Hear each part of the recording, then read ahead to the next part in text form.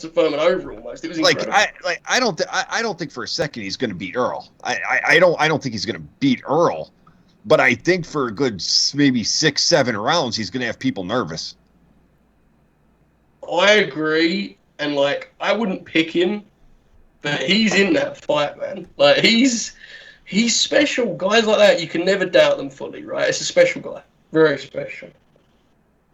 But yes, we'll wait for people to join us here. I'm sure they'll be very quick to end our boxing fun.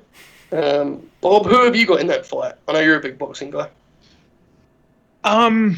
You know, I mean, it's kind of like you said, where Pacquiao hasn't fought in a while, and I don't remember. There was one of his last couple fights where he didn't look that good, right? He's won his last 3, but before that, in fairness to you, Bob, the word on Manny was like, he's done, right? That was he rejuvenated himself against Matisse, and then Broner, right, Jack? He fought Broner, and then he looked awesome against Furman. Yeah. So, because I know he lost to the one guy by, like, decision or whatever. Australian. Yeah. That was a while ago at this point. Yes. And, yeah, it kind of feels like, you know, he hasn't been around super often since then, but, you know, everything kind of runs together. Mm-hmm. I'm just glad that they put... Like, remember, for a while, even especially going into the first Poirier fight, there was that Conor was going to box him. Yeah. And I'll never forget, I was talking to an executive that's close with Manny. And I was like, can you believe this? He goes, it's a really bad idea. And I said, what do you mean? I said, it'd be a good show. He goes, no, you don't understand. He said, Manny doesn't know how to put on a show. He said, if Conor gets in that boxing ring with him, Manny's going to beat the shit out of him. He's not going to do what Conor did. Manny's not going to get the concept. He's going to kill him. Yes. So no, he goes, he will murder Conor. And I was like, I was like, I never understood. He's like, yeah, like Manny wouldn't get the whole, slow down and carry it. Manny would just kill him. Yeah, and as you just said, like we saw in the Furman fight, he's not what he was, but he's still that guy. He's a bad man still. Like he ain't someone that Conor's going to be keeping on the end of his jab or any shit like that. It's not happening. No, like that would have been bad. That would have been bad news. Okay, we've got some wrestling talk here. Apparently, people think we cover wrestling, so I'll do that. Danielson versus Starks is the match I need, bro. That's a good one. Riley with that one. That's a good one. Brian against anyone, bro. Let's be honest. Like, there's no need to be like. He's that Brian's. Look, I know we do this a lot, but I'm glad Jack said it, and we can keep saying it. Like, he is a guy. We talk about enjoying the moment. The guy to enjoy, full stop, right? Like, appreciate him while he's around, dude. That's the greatest. That's as good as it gets. Brian, he's on the list. He's an all timer. He's incredible. Think about all these young wrestlers in AEW right now. Not so much like I know people talk dream matches, stuff like Omega, Danielson. We get it.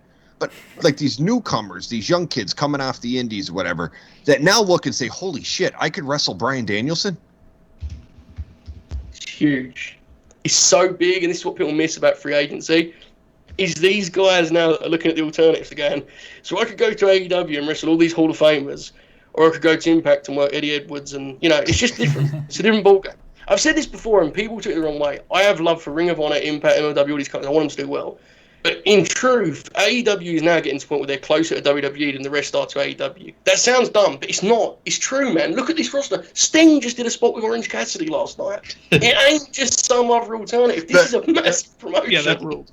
The slow chest beat got me. That was so good. When Sting did the slow chest beat, I lost it. He's the greatest. And of course, Sting would be open to doing that shit. Like...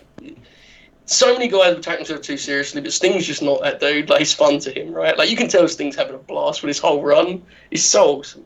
In fact, speaking of that, Bob, I want to throw this to you. Before I do that, I'm going to quickly hit some chat stuff, because Sean Burby cheered 100 bits, and he said he's here for Jeremy's Kraken hot takes. Kraken? You know what that is, Jeremy? Hello. Hockey. Fightful Faithful. Oh, okay. Well, you can hit that. What we got here? What else we got? Let's quickly make sure I didn't miss anything else that was... Jay Wild is now following. I don't see the follows, folks. If I missed them, I apologise. But I seen something on the screen flash up. People of Fantasy Booking Brian, that's all good for me. I see a lot of cool matchups. We agree, they're all great guys. The new follows Elijah Brody 1, the J-Man 93, MDV Cartman 61, Sean Burby, the 100 bits as Joseph Red, and Jay Wild following. Jay Wild's a Twitter pal. What took you so long, Jay Wild? Jesus. Can we just say, too, that today's show was so close to being actually good that 65 people have followed us directly over to Twitch, which is an insane number we usually only get when we get raided. So this is a fun time. I'm glad you guys are on this. But Bob had this tweet last night, and I know you saw it, Jack, because I see you replied to it, about WCW. Bob, run us through this one, and I want to talk about this idea, because I think this is such a wholesome, cool, just thought process. I want you to run this. It's cool. Go ahead, Bob. Well, no, I said it kind of feels like, if WCW won the Monday Night Wars, because it does really kind of have like a 1996, 1997 WCW feel to it, where, it's less focused on, one group of guys, where WCW was strongly focused on that, obviously, but, anyone can show up, just, it's chaos the whole night. And, it might be a bit of a lazy comparison, but for the most part, I think, 98% of people got what I was going for, and it didn't backfire, and I appreciated that. But yeah, that's kind of where I was at. It made sense. It did. It made perfect sense. Yeah. The only people that took it the wrong way are the ones that don't know that WCW was once good. And they're just like, oh, you're trying to say, no, there's a lot there. There's a lot of comparison there. There's a whole generation of fans out there that are taught nothing more than WCW was a complete goddamn failure. Yes. And that's all they know. Yes, which is not ideal. No, and I mean, until the WWE Network came about, that's kind of how I was too, because, growing up, all you have is the WWE history of it. Yeah. And they're going to, frame it in such a way that, those guys are losers. They suck. Well, that's fine, right? Whatever. No, I don't care. It says a hype train is close, because Bud Ryan, he sent 100 bits. He said, Joseph, you made me so happy you're reviewing Lockdown 2005 with a Bobbis. A Bobbis. Hope you populated 13-year-old TNA Mark Bud Ryan. We'll try our best, my friend. We will try our best. One more person needs to sub, gift, or use bits. A hype train is close. Guys, this is what I'm supposed to tell you to do one of those things. Yeah, we always get these hype trains on these Thursday shows. It's great. So sub, use bits, do something. I know there's people in the chat that don't have a sub. Don't make me add you to the V-Trigger list, all right? Right. I'll do it. There you go. Kylo Voss with the 200. Shout out to Brock and Time. Love catching up on it last night. JJ cheering some bits as well. There's the hype. Sorry to hear that. Yes, so, the WCW thing. Someone replied, and I don't know who this was, someone was like, man, it's almost like WCW being given a happy ending. I was like, dude, that's the nicest shit I've ever read on wrestling Twitter. Oh my god, Sean Burby just gifted 10 tier 1 subs. The GOAT, Sean Burby. The absolute GOAT. Here's the sub list for Sean Burby.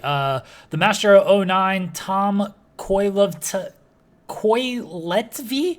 97. I think it's Coil. And then it's just YouTube or some shit. Okay. I think so. All right. Oh, yeah, okay. That makes more sense. Tom Coyle, UTV, 97. JR Seps, 97. Lenny Banner. Lorenzo Torres.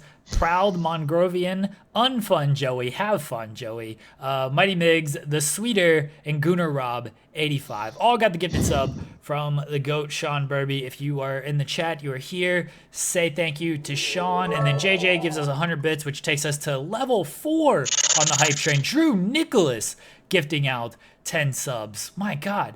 Funky Pug 313. JD loves chat. He was playing marbles with us last Friday. King Jordan 19. I'm just remembering it. King Jordan 19. Mikey 718771. Manny Boy 3298. Nith Mang. Jay Wild. Cody Dolce. Tom Mules and Bran 54B all got the gifted sub from Drew Nicholas. Wow. We've got 73 people in there right now, guys. I apologise for this chaos, but our folks are excited. They like wrestling again. I don't know what to say. Ryan 100 bits. We're at 93% on level 5 of the hype train. I mean, if we don't finish out level 5, you all suck. I'm just gonna say it right now. We're at 94%. If we don't finish this off, everyone sucks. He says that A1 of Team Canada fame stole his diet soda before the lockdown show. So there you go. We've got a lot of collective people in our audience. It's wild. You can only respect it. Now, what we were saying about how cool is that as an idea, right, guys? This is just WCW getting their happy ending. It comes full circle. They get to just enjoy their history again. Bish gets to come out. Kylo Voss, 300 bits. Holy shit, says we Probably true. JJ there you gave go. 100 bits, and that's going to finish out the level 5. It's finished. Of the hype. We're done. Wow. There we go. We've been on there for 10 minutes, guys. And Wow. I can get it. You Okay, guys are it's very trolls. cool. That's your whole My God, the gimmick. confirmed shoot has subscribed. Oh, I'm sorry to hear that. Holy shit. Oh. My greatest guy. God, Can I confirmed just say- shoot. Listen, I don't know how anything in this chat's going to get it. I hope all of them, because they should follow at ConfirmShoot on Twitter. But I'm doing this show, Jeremy, and we find out the news, right? Punk and Brian. And I log on, and the first tweet I see on my feed is the Walter White, I won. That deal. ConfirmShoot. And I honest to God, I don't know if I've ever laughed at a tweet as much as I did that. And I was like, because the thing is, he really did win. To clue you in, okay? There is a section of Twitter that is just, rich with dipshits. And we were all part of that dipshittery. 3 of us were. Jeremy wasn't. 3 of us were, I would say. I think Jack was kind of fringe member because he's legit. Bob and I were definitely members. And we used to, bow down in the name of the World Wrestling Federation. And then one day we realised it sucked, right? This is what happened to us. It's a big story. And the confirmed shoot was the first one. This is the facts, guys. I'm just being truthful here. He was the first one that put his foot down and said, no more, Fed dead. And he was outlawed. Remember it, Jack? He was thrown out. Bob O'Neill bullied him. Yep. All of this stuff happened. But he won. He claimed victory last night as the American Dragon. Brian Danielson. What a time it is. Bob, do you have anything to say? You should apologise. I mean, is he still here? Because if he's still here, I'm not going to publicly put him over. I don't know. I don't know if he's actually messaged anything in the chat. I think he just showed up as a subscription. Man. He is great, though. Really one of my favorite people. He's great. Yeah. Lisa Lockhart subscribed 4 months now. My God, best way to spend a Thursday. Marbles crew in the house. All how. Dude, the Marbles is over, man. We won't be playing it tomorrow because I'll be at the SmackDown cheering on the John Cena. Fightful faithful. But Marbles is over on the Friday night streams. I saw a chat. I missed who it was, but someone was like, they watch this shitty show every week. But Sean Ross shit is now following, guys. Oh hell! Congrats, Sean Ross shit. That sounds like something that section of Twitter made up once. To be honest, I'll be real with you. Confirmed shoot's here. He's here. My God. Reese says, "Confirmed shoot stand in the rafters like Stang." Just overseeing it as Goldberg comes back again. Like here it is. Oh man. I love that this show has become just like an extended cast of characters within our media lives, with people we know on Twitter. It's incredible. It really is a wild. You guys have like a universe now. We really do have a distraction universe. It's I don't know how to feel about that. I really don't. Jack's one of the original, he was one of the stars, right? We've said it many times, but when we announced that we were gonna start doing a podcast, Jack was the first person, especially the first legit person, who was like, yes. Wrestling podcasts are stupid. I don't listen to any of them, but I'm gonna listen to you guys. Yes. It's absolutely true. And then you joined us maybe 6 months into it, right, Jack? We did a show, and I'll never forget us just doing half an hour before we even went record. Do you remember that shit? That was great. Honestly, the only wrestling podcast I listened to, I know you guys know, but he's been a good friend of mine for years now. Solo Monster. Yes. I listen to Jason and I have been pretty good friends for a few years. I like Jason a lot as a person, so every once in a while I'll turn him on. But other than that, it sucks, man. I didn't even know you. The landscape sucks. I didn't even know you and Joseph were friends or anything. I mean, I knew you from our time working together, but I was like, wait, you know Joseph? You actually know who this person? No offense, Joseph, but I was like, you just know who this person is. That's true. Most people don't. It should be said. Most people come on our show. Jeremy gets them, and they're kind of aware of me from a distance. And I'm not very friendly, but I'll say this is where Jack and I knew each other, because that section of Twitter we were just talking about that Jack and I were banished from had a lengthy DM discussion about how much they will suck. And that was when we really became pals, right, Jack? We were like, we're going to change this game, man. It's going to be different. So that was when it started. I do want to say, the good pal Ray Callahan subscribed. It's been 7 months for him. He said he's retired from Twitter. Congratulations on that. But he'll always be on here. I think he said he'll always defend the distraction. You shouldn't do that. Distraction's very bad. I believe JJ sent 20 bits. So we appreciate the love, guys. Tremendous response tonight. Have you guys got any fantasy booking you want to get out there? Because I had a lot of fun earlier when I said my idea, and you were like, "Great stuff." I really felt like I really like. No, I don't know why you. I don't know why you thought there was going to be like a overtly negative response to that, because I think that was a fantastic idea. I don't know where you thought that was going to come across as bad. But because if you could, for a New York City show, if you could advertise CM Punk versus Kenny Omega, I mean, Christ Almighty, what more could people ask for? They're gonna do something big on that show too, right? Because like we've talked about, oh, maybe this is where they put the titles on Proud and Powerful and everything. It's like that's a good match, Proud and Powerful against Young Bucks. Like, is that big enough to headline this show? I don't know.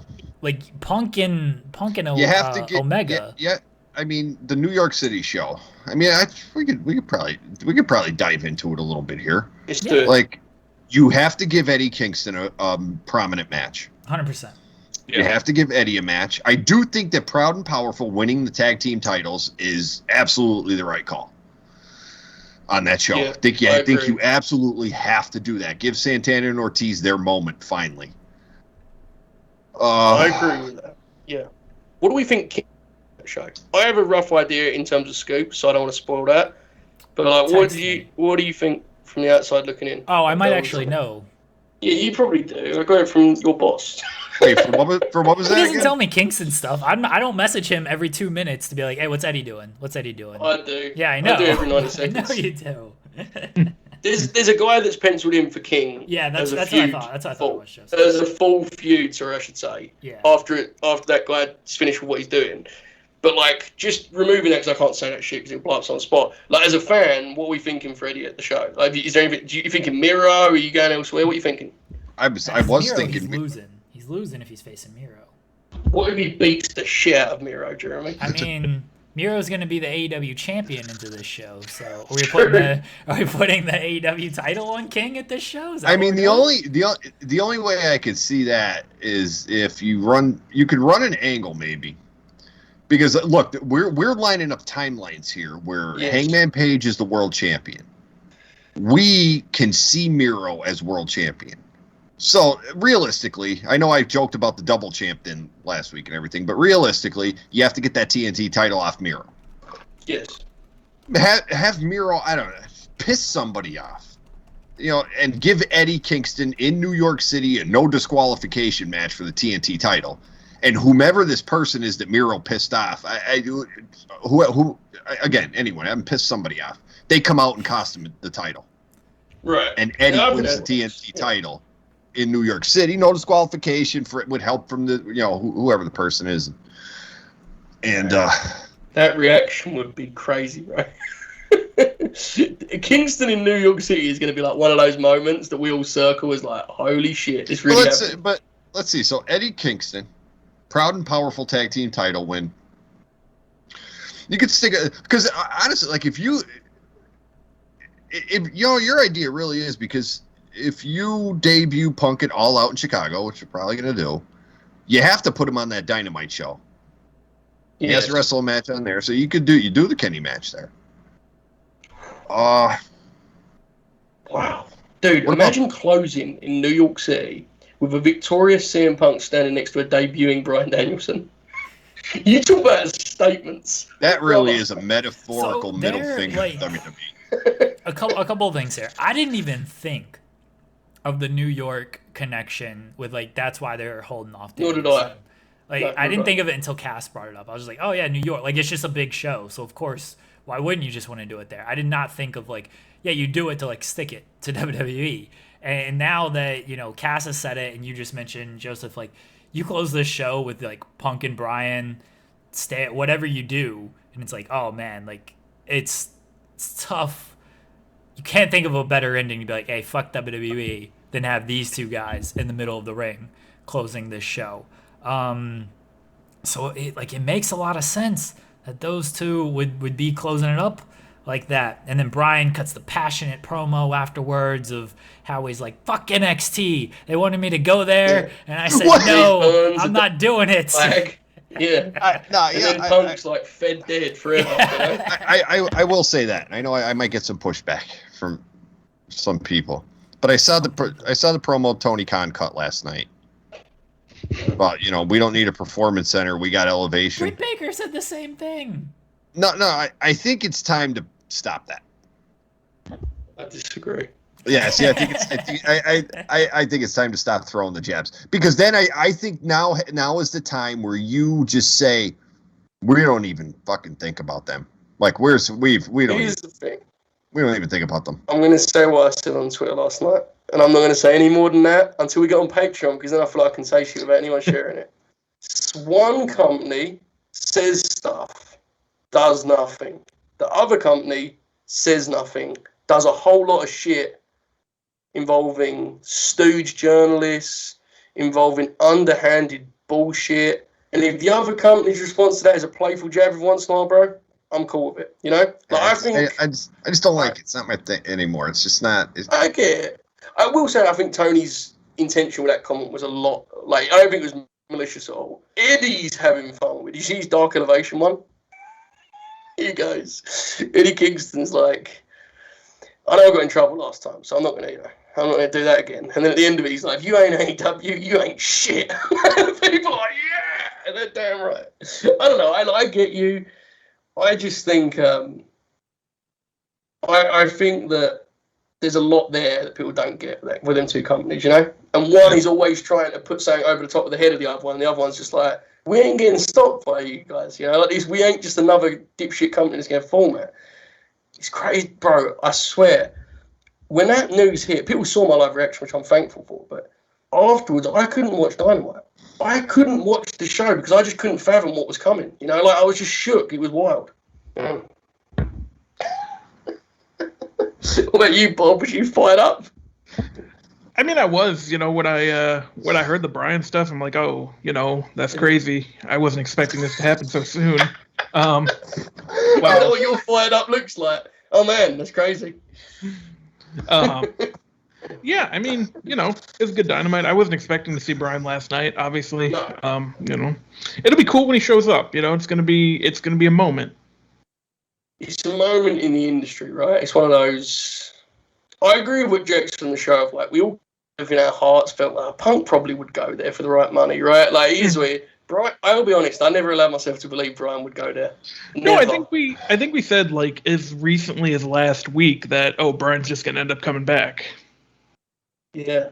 I seriously bought into the idea that if Bryan Danielson was gonna do anything else, he was just gonna wrestle independent shows. Mm-hmm. Yeah. And do what he wanted. That I did not think he was going to sign with the competitor, but I didn't think he was going to sign it, but I didn't think he was necessary. I didn't think re-signing with WWE was necessarily a given. I thought this dude, we know how his brain works. He'll just go, well, fuck you. If I want to go wrestle a match in Ring of Honor, I'll sign with them for a little bit. Yeah. If I want to go to Mexico, I'll go to Mexico. Any promotion in Japan will book me for big money. I'll do whatever I want. Mm-hmm. But Tony Khan was able to tell him, look, man, I could give you all. I could that's give the all thing. That, he can Brian. do both. That's what the biggest thing they've got right now.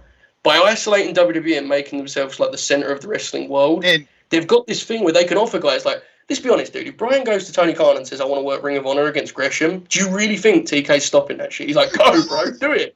That's the beauty of it, man. Yeah. I do think, though, before anybody cries, because no one asked about this, and I understand it's normally a point of contention with these veterans. Yes, I 100% absolutely do think that at some point Bryan should win the AEW title. I do think Bryan should be the world champion. I mean, there just comes a point where you have to look at legacy. And even if I'm booking AEW, if I'm Tony or what, I have to look and say, look, man, you are the first WWE, AEW, ROH. Your legacy, dude, you were the world champion every goddamn where you went.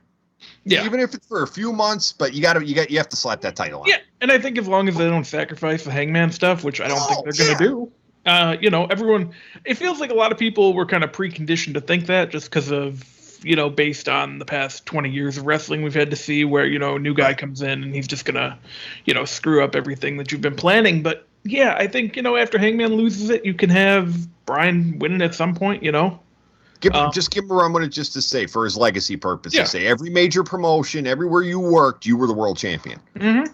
The thing with AEW is it's a lot easier to put Daniel Bryan in 2021 than it is Sting And look how well they've used Sting. Sting has made Darby like a way bigger star, guys. Like, I can't. Here's the thing with AEW: their biggest issue.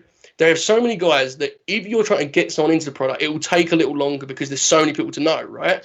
By having Sting, Darby is put in this lane of like, bro, no one's confusing Darby for anyone. He's Sting's guy, right? He does all this crazy shit. He has a finish called the coffin drop.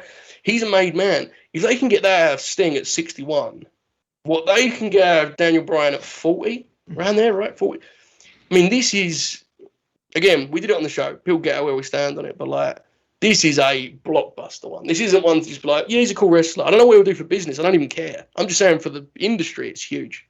Yeah, that's the thing. Like, you shouldn't care what it's going to do for business because you have no ties to it, like financially. Well, I have many financial ties to it, but normal people, yeah. Yeah. Like, you can just enjoy everything, and I think more people are starting to do that, and that's become a bit too, I know, but, there's a way to do all this stuff without being weird about it. Waiting for evidence on that one, but yeah, I think that's possible. Go ahead, Jay. Brian, I'm not worried about. Like I said in the show, Bob, I don't know how you feel. Again, I don't even know the verbiage to, like, I'm not worried about Punk. Yeah. No, and I see where you're coming from. Yeah. Cautious. What do we do? Like I said, I want to sit him down and go, what are we doing here, pal? What's the motive? What are we here for? We know what Brian's here for. What are you here for? Yeah. Well, and I think, correct me if I'm wrong, even if he went back to WWE, you would think that. Yeah, you probably actually. No, I don't think I'd be as cautious because if Punk went back to WWE, given, like, we're talking right now, 7 years later, Punk went back to WWE, my immediate thought, without hesitation, would be, dude wants some money. Agreed. Yeah, all right, dude wants some money. For sure. But AEW, it's like, are you motivated? Like, if Punk came to me and said, look, Jack, listen, here's why I'm coming back. Because this place is legit. Screw them. I'm going to stick it up their ass. I'd be like, all right, this is the CM Punk I want. Get in there, buddy. Go do your thing. But Punk's so interesting usage-wise, bro. Like, try and map out Punk's, like, year or two in ring. It's fucking insane. Like, what does he do? How many times does he wrestle? Does he wrestle 4 times a year? Just on the pay-per-views? What does he do? I don't know. Yeah, that's the thing. And, I mean, Brian could do that, too. They could use them both like Brock is used, where, you show up a month before the pay-per-view, work a Brian's few... not. Brian, I don't he's think like. So. Yeah. Brian's gonna yell at Tony Khan one day. Why am I not on Elevation? Yeah, he's gonna happen, dude. I'm convinced it will happen. Yeah. And no, I mean, and as someone with tickets, I don't have tickets to Full Gear yet because they're not on sale. But as someone planning to go to Full Gear, I mean, these 2 announcements make me more excited for that too. So it has that vibe. Very much has that vibe of like, that's a show worth seeing. Because the thing with WWE TV is, and this is not really even a criticism, it's just the way they do stuff. Like, you've probably been, Bob, and I'm sure you have, Jack. Like, when you to WWE TV Live, it is very clear to you that this is for the millions of people at home and not for you in the audience. Like, you're just kind of sitting around, they're running these backstage vignettes, and they've got these shitty promos that don't really work for you. Bills Mafia said that Punk on Insta posted the Chicago Bulls entrance music like an hour ago. Seems like it's a wrap, guys. Okay. By the way, I want you to all know that Bob knew about both of these signings about 6 years ago. He knew about it. He got DMs. He was told. So it's worth knowing that. But yeah, where were we at? What was we talking about? And then, Bob, this is what we guess. How many matches will Punk wrestle in his first year as an AEW wrestler? Over under 6. I'd probably go under. And I say under 6. I would say under, yeah. Yeah, and I think there'll be like a tag or 2 in there with Brian too. Because who are the big singles matches for Punk? So as a heel, Hangman's the obvious one. Hangman as a heel is like made, right? The guy that drinks and that's just easy. That's easy business. As a babyface, what are the matches? This is what I was trying to figure out earlier. Like, who are the guys that jump off the page for Punk? What do you think? No, you can't say Cody. Let's establish that. You can't say Cody. He's a babyface, whether we think he should be or not. The audience loves him, and he doesn't have an intention of turning thus far. Unless we're talking babyface Punk against. Yeah, like who are the? Because let's be honest, for a year Punk's a babyface because crowds love him so much, right? Like he just is. Yeah, so in the chat we've got Omega, which obviously we've covered. MJF's a great one. and Malachi Black has come up too, which I could see Punk being into that for sure. Miro, Starks, I feel has got some climbing to do first, but obviously, as a talent, he's great. But yeah. Huh. It's interesting. Mox, that's a heel to me. Yeah, I'll do it. They could do it. I think he and Mox can work a pretty solid program together. Yeah. Yeah. I mean, if we're being honest, Cole Cabana. Oh, God. I mean, if you could get those two in a room and say, listen, can you guys be professionals? I'm not sure it's happening, pal. Then that might be the most money program in wrestling in the last 15 years. If you could get Punk to work with Cabana. Yeah, it is a little bit of an elephant in the room. Like, I mean, not really. Everyone's talking about it now, but it's, I'll be interested how they handle it. I didn't even think of that yesterday until like hours later. I was like, oh shit. Like it hit me. I was like, oh shit. Yeah. Yeah. I think Punk and Andrade would be fun. I have worries about Andrade. A lot of them. Is it that, these new guys coming in are going to overshadow him? No, it's that I watched his match with Laredo Kid and like paced around my house thinking that he was like, I don't know what's up with him. I'm really hoping that I'm desperate for this Death Triangle shit to get him out of whatever's going on. Because like his first couple matches, he looks like he's moving through quicksand. It's just, and you know how much I love Andrade. It's scaring me. It just is. I don't know. He looks awesome though, right? What a sexy guy! My God, incredibly cool. I understand the Instagram posts now, and I like you look at him. I understand it. I get it. I get it. What's up with Andrade? He seems like a guy who hasn't figured out what the middle ground is between WWE TV wrestler and like La Sombra. Like, he's like he does his shit, but it's weird. And it's an odd vibe. People need to realize that it is not some dig people take at WWE. There is a system in WWE that they force you to learn. Yeah. And Andrade had to go from La Sombra to becoming then NXT. He was allowed to still kind of work his way, but then he gets to the main roster and like, all right, man, here it is. And then like in his brain, it's just all right. This is what I do. This is what I do. And now he's got to break himself out of it. But I'm not too worried because I think you give him one match with like a Ray Phoenix and say, look, man, calm down, breathe, go out there and do your thing. And that could be one of those situations where boom, like that, he gets it back. It's like, oh, okay, I remember I could do that. I could do that. No, I tend to agree. A good example of that system stuff is Shelton, who was the guy in-house, right? That's their guy. And he was always a guy that the perception was, man, Shelton's he's screwed by creative, right? Imagine when he gets out. Shelton had a fine run in Japan. He never looked like he knew what to do in terms of like structuring a match outside of that world. It was fascinating because we all know how great Shelton is in terms of what he can do. But you always watch him. Like he had matches with Shin that were good matches, but you'd watch him and think, I don't know, it looks like he's thinking about everything he does. So that's an extreme example. With Andrade, what we're saying is, can he find a middle ground between that? Because look, there's stuff that's good about that, right? Looking at the camera every 2 seconds to pose. You could do it a little bit less, but there's something to it. It's finding a balance. I do want to say, Reese mentioned it last, but someone else brought it up, about Ethan and Punk. Ethan Page could do some stuff with that. Promo-wise, I could see Ethan really locking in on that. That could be great. Punk would be really good. Yeah, that's good. That's a good one. It feels like the best matches for Punk are actually as a heel, right? Dude, Punk and Eddie. Oh, fuck. The weed smoking, beer drinking Eddie Kingston opposite CM Punk.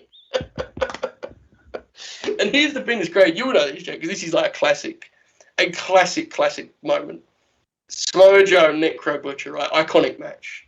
On commentary. The guys on commentary for that match, CM Punk, Eddie Kingston, sitting there like, how crazy is it? Think how different their lives have been since that point.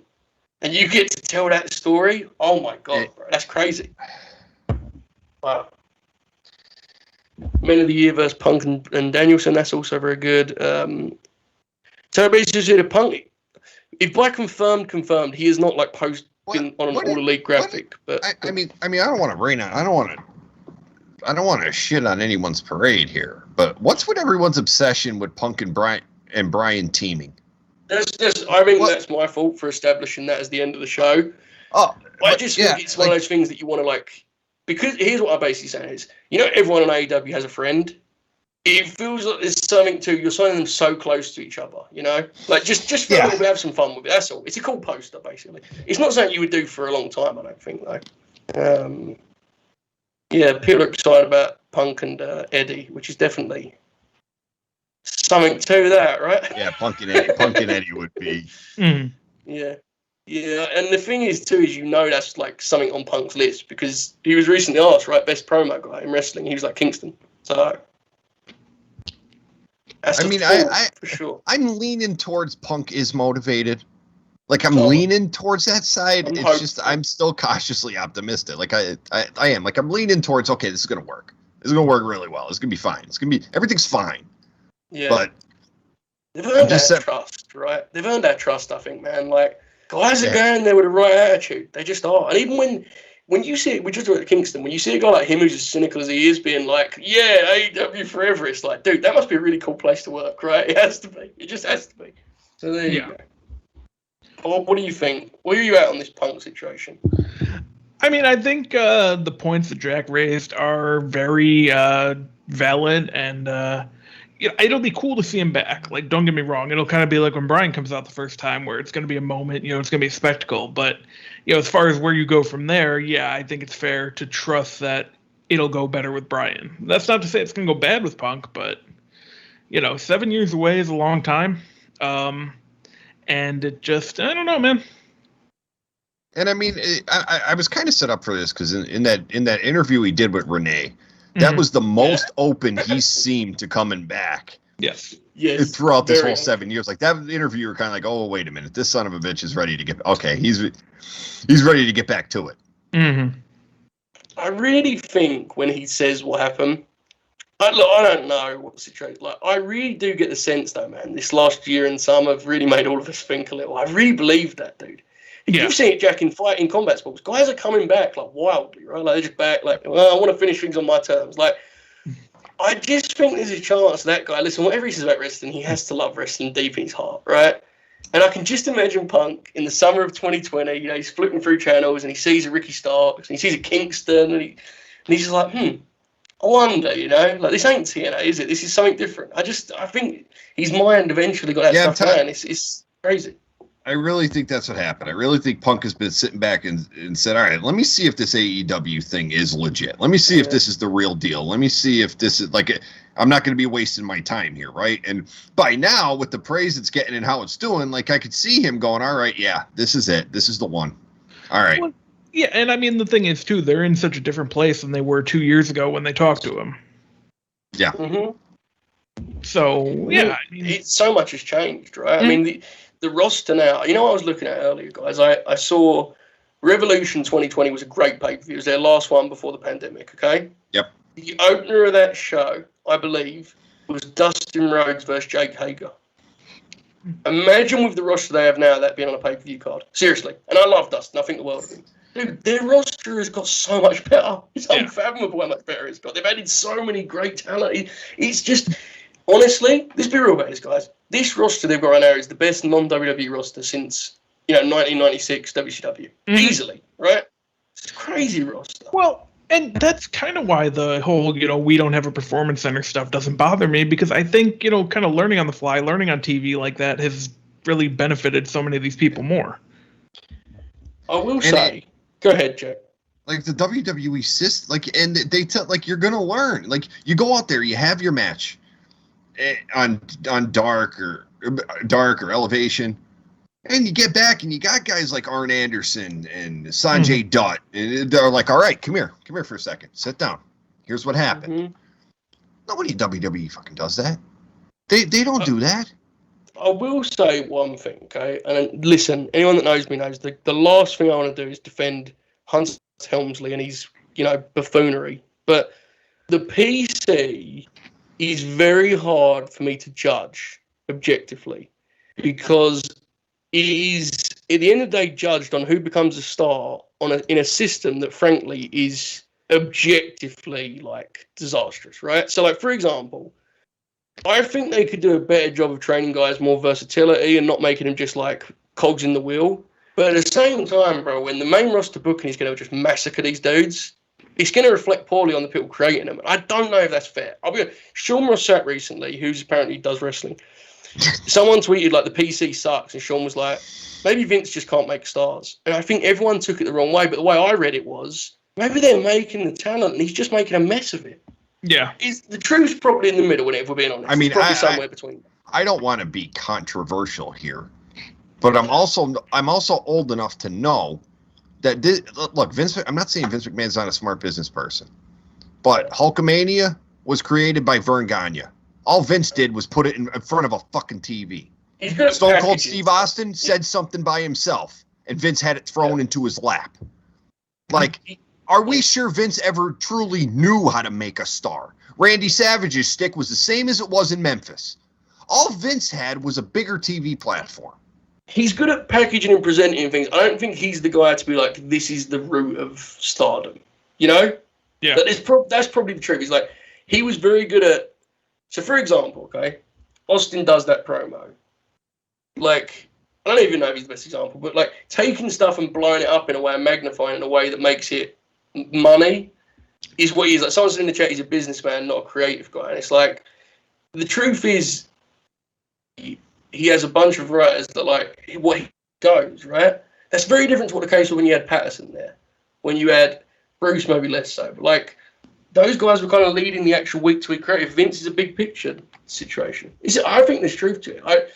Steven Jensen talked about this recently about like, people think the history of it is longer than it is, and they don't realise that only a few years after the big golden age, they were on their arse, and WCW had to bring them back to life with their own creation. You know, like, without that, fuck man, who knows where wrestling is if that doesn't happen. So it's definitely more complex than people realise, I think. Well, yeah. I mean, part of the problem is you are not able to criticize them for things on Twitter. You know, and yeah, it's not ideal. Hey, Bob, complaining is not conversation.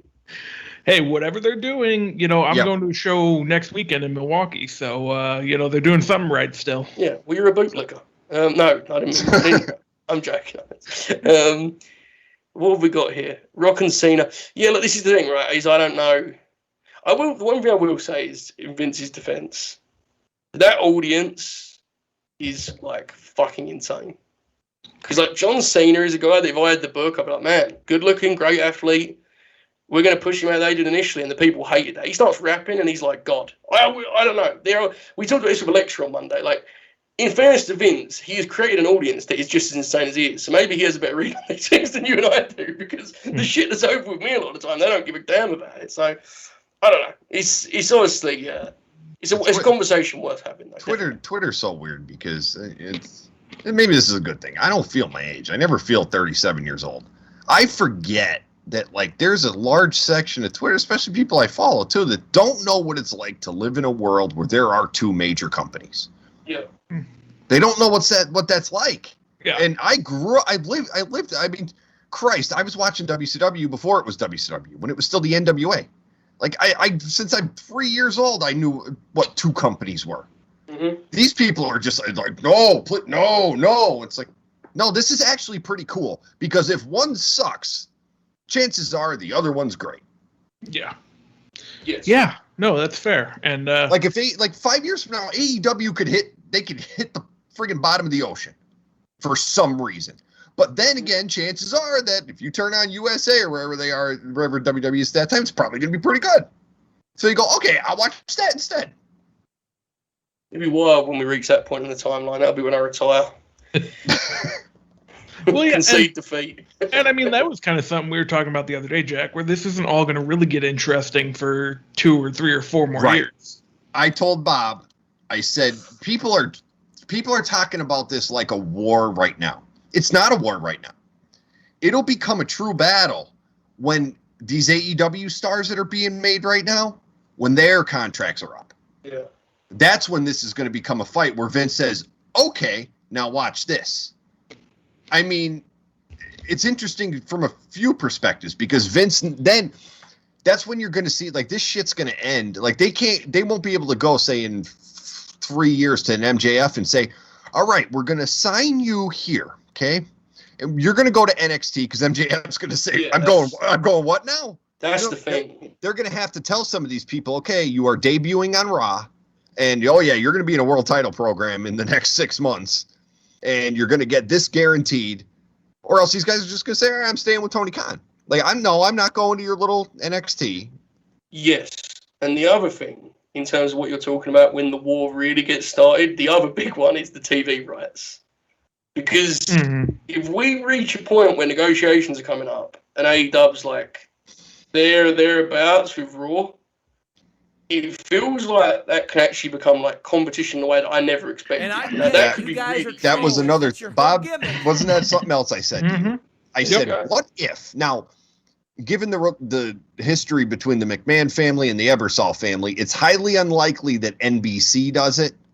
But what if Fox goes, hey, you know what? People seem to like that AEW. Let's give them a call. WWE, we see a lot of people shit. Let's give that AEW a call. Let's see what they want to talk about. There's a huge gap in price right now. Like, that's the big thing to watch. Is quickly before Kirby, 6 months subscribed. You're a lunatic. We love you. You're a pal. Japanese Hogan, right, Kirby? You know. No, but seriously, that is such a big part of this. Is the difference in price of paying for a Raw and an AEW or Dynamite is so massive, and you just wonder where that will be when negotiations come up. But then I wonder if by then WWE's just owned by NBC, and it's like that's not even a thing for them. Also possible. Likely. Yeah. Also possible. Feels very likely.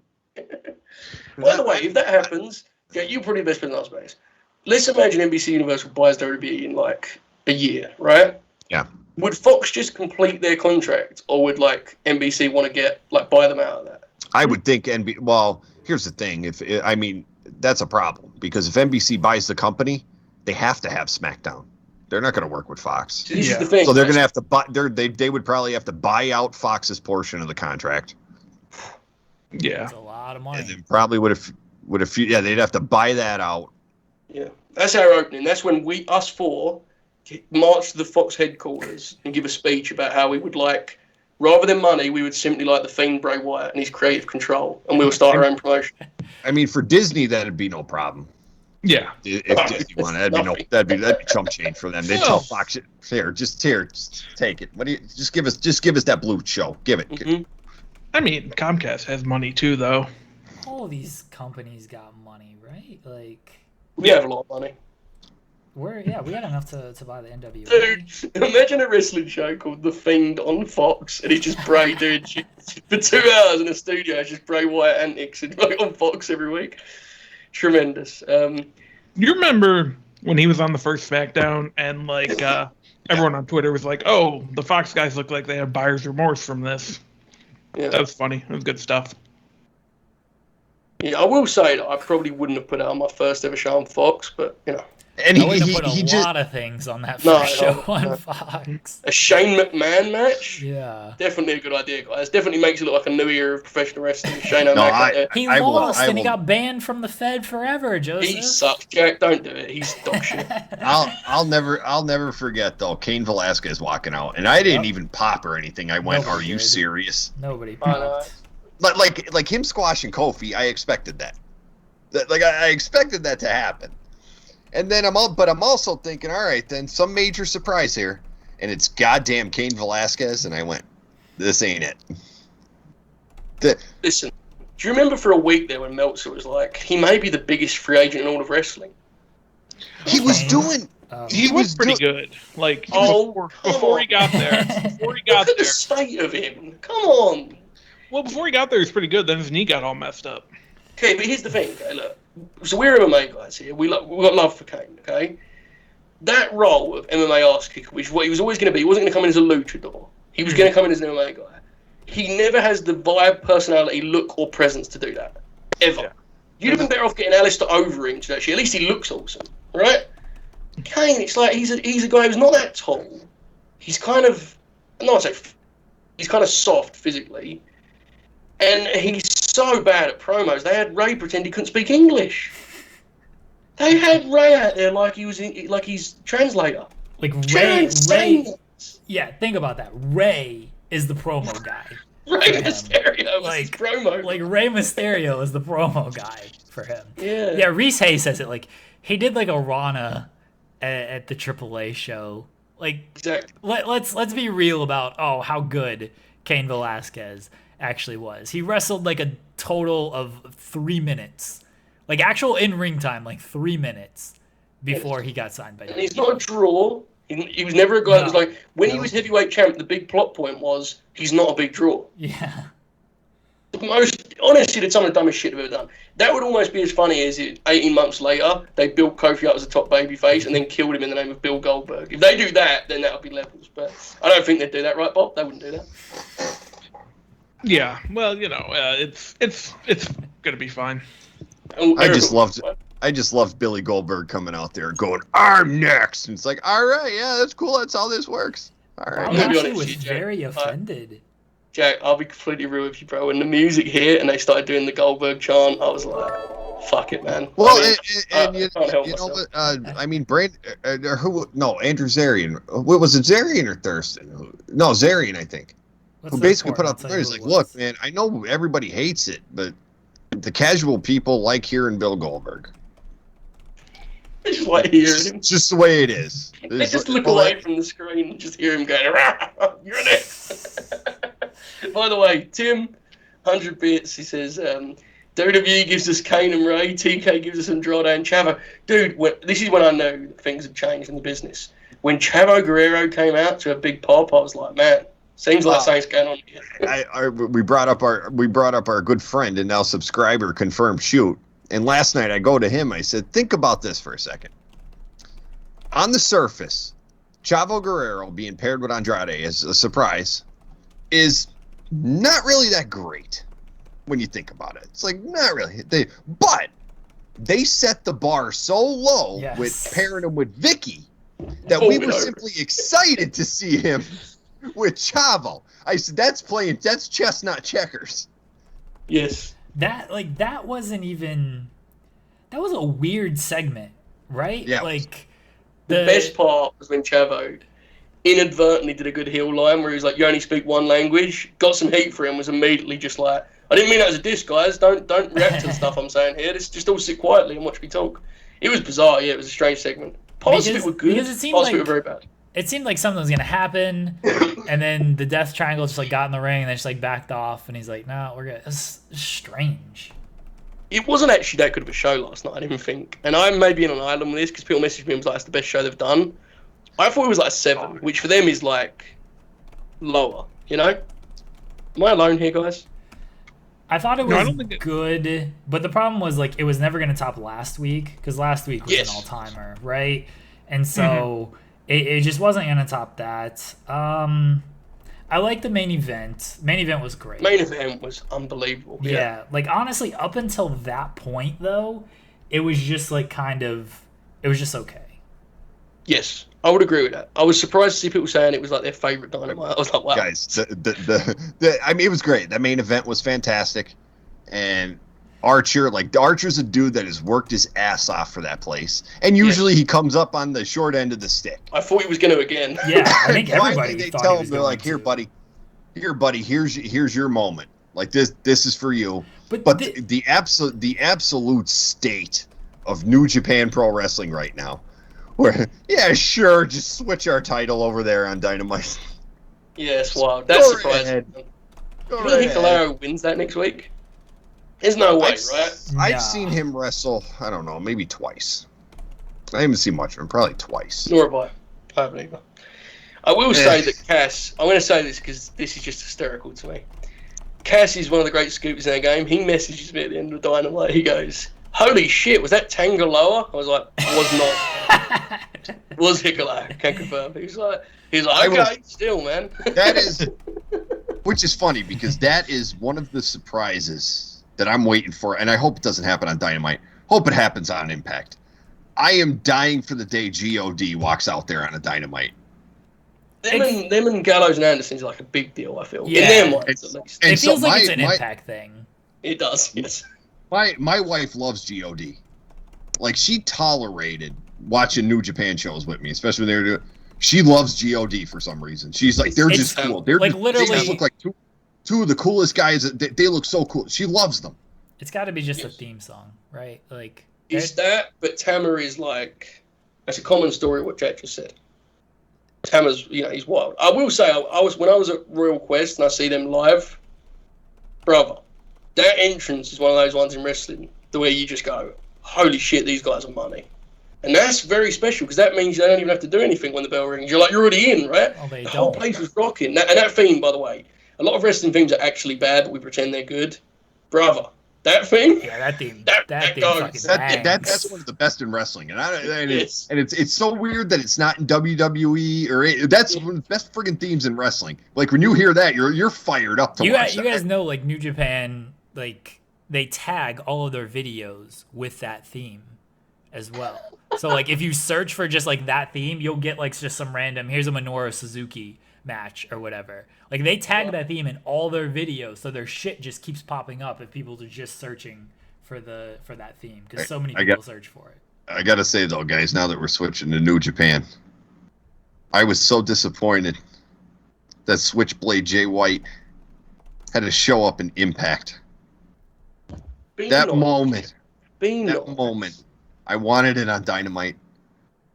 I don't think we're getting that stuff, man. I think that's an Impact thing. I would think my fellow nerd Tony Khan would realize that. He's got to get Jay White on his show. It's very interesting, right? That stuff. Very interesting that Impact's becoming like the neutral host. By the way, what makes it most interesting is when somebody from New Japan has to go up to Okada and say, "All right, Impact," and Okada says, "Go fuck yourself." That's an AEW thing. Machine Gun can do it, baby. He'll work Machine Gun in front of 100 people. He'll be great. But can we talk about the fact that Gallows just beat Frankie Zarian flat, like just being clean, basically clean? How much did you pop for that, Joseph? Dude, that was before I started walking the streets, and I legit popped, but I wasn't really watching the match. I will say, and this is genuinely, like, my actual reaction, that's the most I've ever seen a babyface booked like a WWE guy on AEW ever. He actually was like a full-on dork there. He was like, they just beat him. Like, dude, it's like, here's the Elite Hunter, and you failed to, like, beat, like, the lowest on the Elite Totem Pole, right? Biggest member, pal. Biggest member. I've always, and Frankie Kazarian's a weird dude because great worker, but the problem with Frankie through TNA has been no character. Then you give this dude a character finally, which is I thought was pretty cool. It's like, all right, you took my partner, or you retired my partner. Now I'm gonna pick off every single one of you. I was like, all right, Frankie's finally, after all these years, he's got something here. And then they did that, and that was Jeremy put it. That was the first instinct of you went WWE with that. The thing is, though, this is probably a case where we have to all while it's not ideal, today we're talking about them signing Daniel Bryan and CM Punk. Like, Frankie probably just is what he is there, right? Yeah. And there's nothing wrong with it. Like, we talk about how great their roster is, and in that universe, Frankie's just a guy that loses cool matches. And I think he's going to be an agent there. I think he's going to be a coach. I think he's awesome. But, this is where we all have to kind of collectively be like, man, their standards are pretty high. Now, granted, he lost to Gallows. But that's political, right? Gallows and Gunn have got to lose in the 10-man. So they didn't want to beat him 3 weeks in a row, did they? Does that make sense? So you beat Cole last week. Next week, they're both going to get pinned in this 10-man elimination match. Give Gallows a win in between. It makes some sense. They're the tag champs, right? It's fine. It works for me. We've got 105 people here. Seems bad. Talking about Gallows and all this good stuff. It feels like Frankie's actually going to get a new tag partner, right? He can't do it alone. It's the whole story they're telling. So I don't know. I thought you was going to pitch someone. Then I got very excited. Jay, I don't. No, because I genuinely don't know. I don't know. What do you think, Jeremy? Do you think I'm right on that? Bob, what do you think? What was the question? I was reading something. You good? I was saying it felt like the way they framed that last night, that Frankie needs a friend. Do you think they just put him in a new team? And if so, who would you suggest? CM Punk and Bryan Danielson. Just put him with Frankie Kazarian, the Elite Hunters. Yeah, I don't think that's going to happen, to be honest with you, man. But, we'll see. Someone said, do you think Daniels is done? I think Daniels is done, to be honest. I do. Christian could happen. That could definitely happen. We think Christian's turning heel, though, right? I think a lot of things, Jeremy. I think Christian, especially. I think you could see it. Like Christian, the person, is itching to put Jungle Boy over. Yeah. He's dying to put Jungle Boy over. It rolls so much, dude. He can't be a babyface when you got Bryan and Punk coming into the territory as babyfaces. There's just no way you can do that. It's really crazy because as much as I wanted to see Christian return in WWE, just because that's how my brain was wired, like Christian, WWE guy, this was the perfect move for him. We nearly had a big argument about that, Jack. Do you remember that? Remember you DM me and was like, it can't be Christian. It can't be. It's too TNA. I was like, Jack, trust the process. It'll be okay. Look, I had every reason to be wary of it because it to me, it just didn't come across well because it was going to give people PTSD about the TNA stuff. No one watched that stuff. I did. Millions of people watched it, in fairness. I'm just messing. Look, man, that's my problem. If there's wrestling on, I'll watch it. I don't, well, except for WWE anymore. But, like, if there's wrestling on, I'll watch it. Do you know how many stupid, like, GCW shows and how many collectives I've friggin' seen in my life? Yeah, how many of those have you seen? Me? Yeah. Trump is a big GCW guy. Let me, I actually, the first couple Joey Janela spring breaks were very good. They were different. They've aged very poorly. You go back and look at those cards. You haven't watched them back? No, I'm not going to watch them back. I watched them when they happened. I think what Bob is suggesting is that in terms of legalities, they have aged poorly. In the same way that a Brit Rest show has. The Joey Janela summer show where Sandman came out and Kane Stokely, that was fun. Yeah. Would you wrestle Sandman if I put up the money for it? I don't know, man. Yeah. Sandman's a tough guy. Nah, sure. You can take him. You would probably beat the shit out of him at this point in his life, I'm going to be honest. Yeah, if he had the kendo stick, he'd be laying it in there. Jack, what's up? How excited are we for the fucking god of this shit against Matt Cardona this weekend? Dude, Jericho, bro. He's facing Cardona and then Jericho. Like Nick Gage, national television, the god of this shit. God bless him. He's getting his goddamn flowers. Yeah. And it's very easy because I don't know. My brain was fried last night. Didn't even think about it. But I was like, how do you put Chris Jericho over Nick Gage? And people are like, oh, John Moxley's gonna get involved in this match, and cost Gage. And I went, yeah. That's a good conversation, by the way. Moxley, unless I'm missing something, especially after last night, he's in a clean slate now, right? The pay-per-view is now 6 weeks away. I don't think he's Gage. But, like, who do we think he is? All Out. Listen to me. Oh, no. All Out. Yes. John Moxley. Yes. Versus Nick Gage. Special guest referee at Sushi Onita. We do the exploding barbed wire death match. We do it right this time. Oh no. Okay. Look, I can see it. I'm gonna be there. You give me a fucking Nick Gage, John Moxley. I don't even like that kind of shit. Nick Gage, John Moxley doing it. Look, I'll do respect to Hangman Adam Page in his moment. You might have to put that in the main event. Yeah, fuck Adam Page and CM Punk. I think Mox wants to do that for GC Dub to help their business. I think he does. Yeah, I think Moxley. It seems like since AEW, I think he's taken a liking. I know he's not the most popular person, but I think Moxley's taken a liking to Joey Janela. Bob loves Joey Janela and become friends with him. And so I think Mox does want to help GCW a little bit. I think he likes it. So what do we think for all that? Do we think he's teaming with Eddie again? What do we think? Because neither of those guys have something on the slate. Eddie's still with Penta, so I don't know. Not sure. I guess they're not together anymore because Pac's back.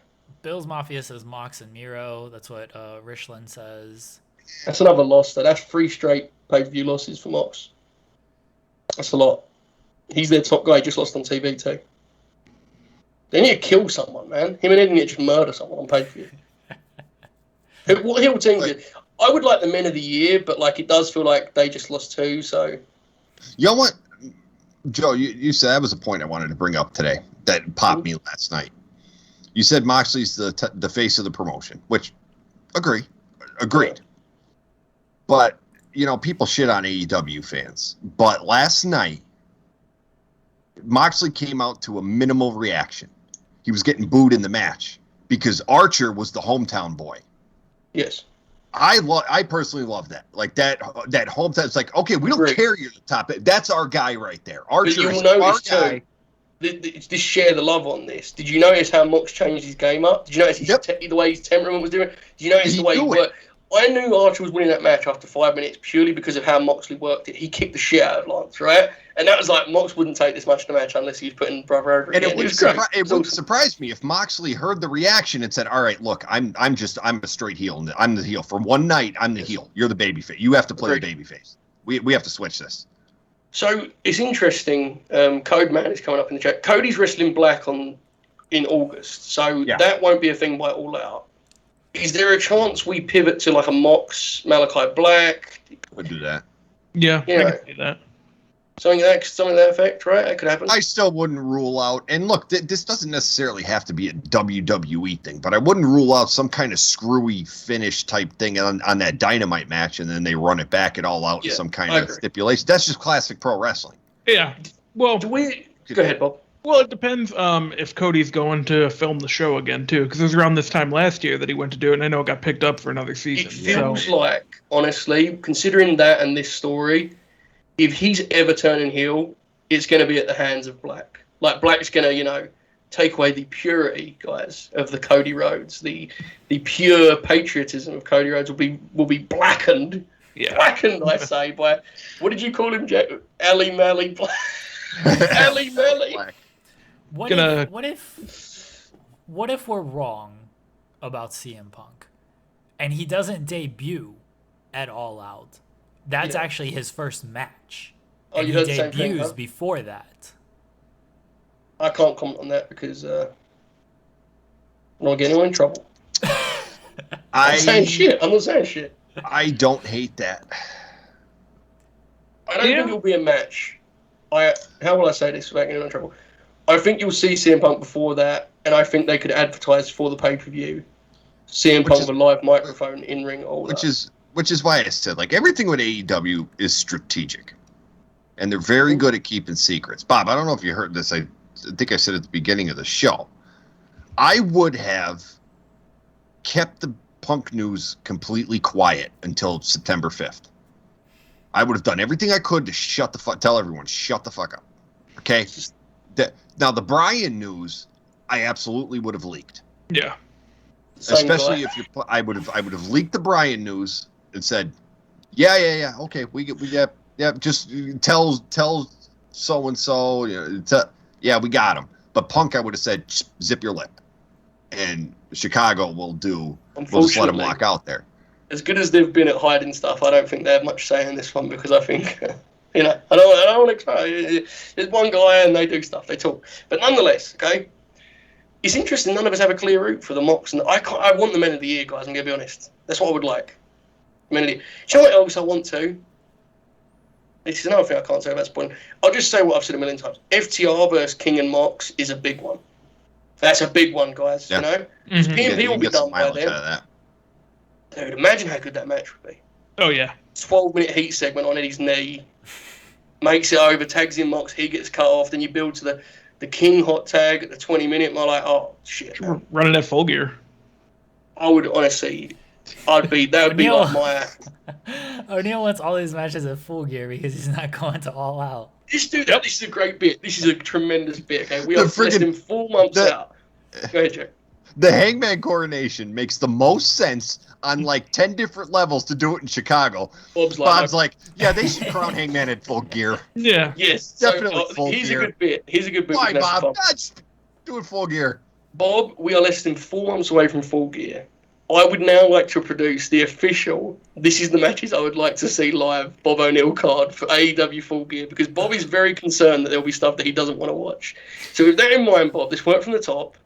I'm taking Hangman and Kenny off the board. It's not happening at Full Gear. No. Well, I'm less concerned now because they're bringing in, two of my favorite wrestlers of the past, 10 years. So that helps. I love that you're a Punk guy, bro. I'm so proud of you for that because, like, all of your friends think he sucks. Bob, wait. We know you're a scoop, sir. They're getting Braun?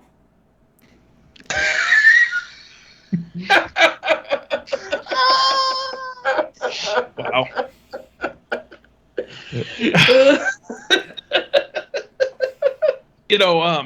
So speaking of Braun, they put like new merchandise of his on WWE Shop the other day. No, and Jeremy's told me this is nothing. No. Well, I'm not gonna. I don't read things. Like, Can you read? Yes. Wow. Okay. Yes, I can indeed. Bob, what we got here? Come on, let's do this card. Let's put it together. Go. Come on, Bob. We'll support you. Come on. Yeah, I mean, FTR and Mox and Kingston, that'll be good. Okay, we're there together for that one. I like that. Okay. Brian against Omega would be fine. Okay. Oh shit, an Omega match. Fine.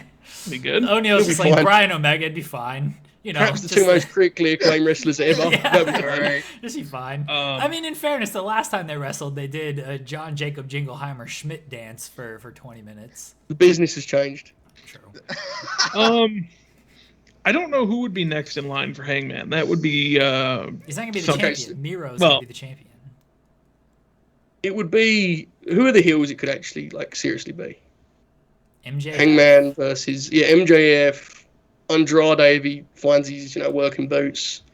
Alistair? Black, Alistair's Black's heel. definitely on the ball. Yeah. If he beats Codeman, I mean, Codeman's the face of the promotion. He's the top guy in the industry. It's true. Yes, I mean, just for that, we'll go with Page against Black would be fine. Yeah. Feel like you're struggling here, O'Neal. Well, I'm trying to fill it out a little bit in my head here. Miro against Andrade would actually be a lot of fun. God. Okay. Heel versus heel. Both heels at the moment, but Classic WWE fan with his all heel booking. Who's CM Punk facing? That's interesting because we've kind of talked about how he's probably not going to get hot shotted to the title.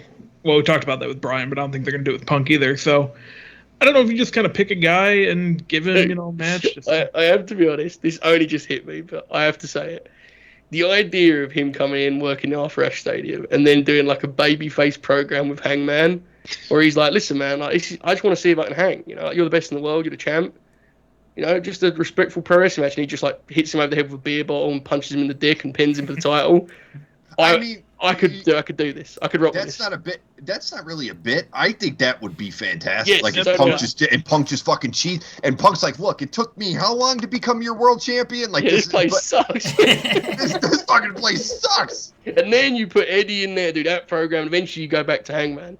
I can do that for sure. That could work. Here's somebody we haven't really mentioned that they Eddie Kingston, that they obviously think very highly of. the Butcher.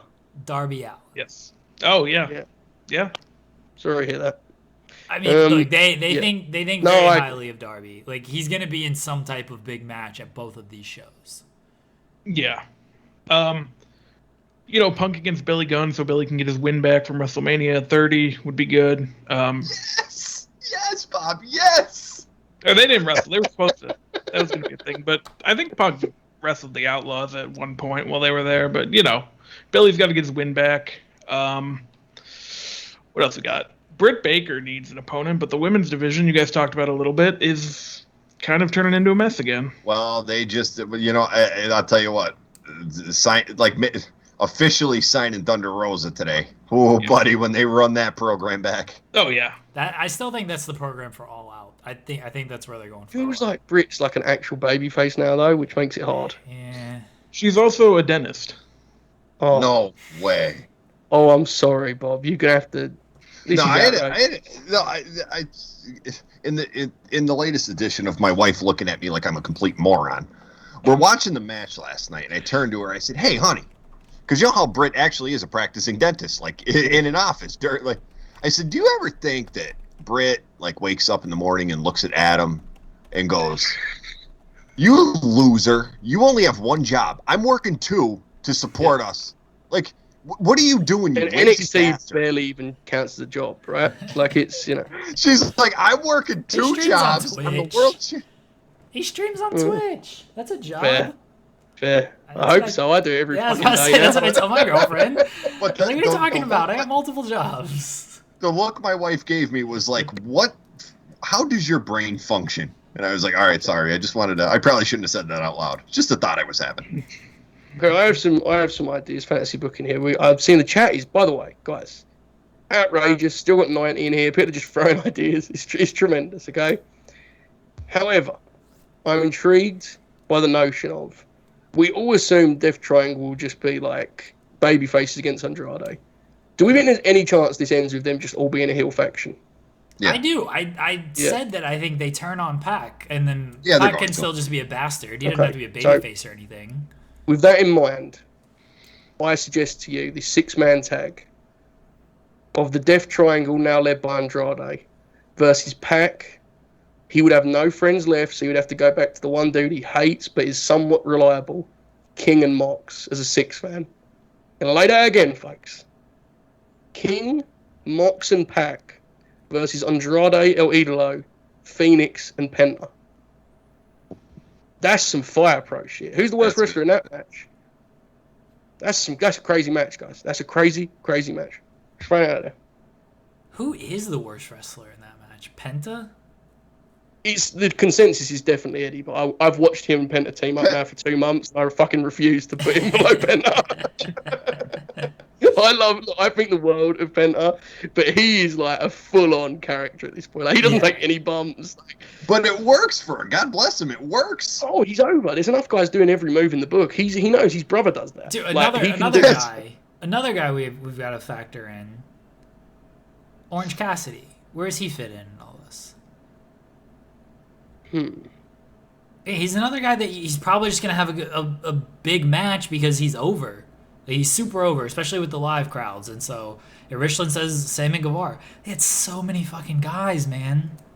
Dude, I am correct. It has Ray Phoenix as the worst wrestler of that 6, which tells you how awesome that match is that I just booked. This is what I'm saying. The pay-per-view cards are going to be very, they're going to be hard. Let's be honest about this. There's a lot of guys. This is why you've got to leave people off, which they have. We know they're going to do a battle royal. I think they're doing a women's battle royal at All Out. So. I mean, you know that AJ Lee's in that one, right? Have you been told that yet? I've been told it was Ruby Riott. If you go to somewhere in wrestling, your partner goes immediately with you. That's how it works. It's true. Anyway, back to Britt Baker and Adam Cole. I'm messing. What was you saying, Bob? Say so. I think I cut you off. I'm sorry. Yeah, no, I don't think so. I am Cracker Jack said it was worst to best, so he has Penta as the worst. Oh, I'm sorry. Yeah, that's how he was rating it. Yeah, I was about to say, I didn't want to say anything. That's but how it said, I thought it was. Phoenix is the word. I was like, wait a minute. Yeah, that's how I thought it was. I'm sorry. Using the greater than symbol was confusing. But I got what you were going for. I just saw the name last and was like, oh, not reading any more of it than that. I was like, Brian Cage, who does he work for? I assumed he'd move back to I feel like he's out of the picture. I mean, maybe not, but that dude's getting jumped by so I know for a fact that Bud Murphy's signing and going in a tag team with him, and I am going to I'm going to walk the streets again and just be like, fuck. That sounds bad. It wouldn't actually be bad. He has very good matches, but sometimes we care about morality and stuff. Who's the promo guy in that group? Matt Hardy, their manager. Oh, fair. Confirmed Shoot goes and he goes, they're going to put Buddy with Matt and everyone's going to say it's bad. I was like, I can't even tell you how excited I am for that. That sounds hilarious to me. So, I will give Matt Hardy credit for that tweet about Karrion Kross where he goes, wait, didn't my brother win that title on Monday? That was good. Yeah. That was so good. All of his tweets and stuff were good this week, and people got very mad about them. Because he was right. Yeah, Matt's You know what it's like? Matt rules, bro. Let's be real. Extremely nice guy, too. Extremely nice. The best, dude. Jeremy, tell that, without burying who he buried, tell that little tale, our experience with Matt with Distraction. Where we wanted him on for the Pro Wrestlers vs. Zombies. Yeah, the Wrestlers vs. Zombies, and he just sent me a nice message, kind of just explaining why he didn't want to talk about the movie. And think about that. Jeremy sends those out as a bit every week when we used to do those films, and no one replies if they don't want to, because why would they have to reply? Matt sent a private DM, being like, "No, man, here's why I actually don't want to do that, but it's all cool." Yeah.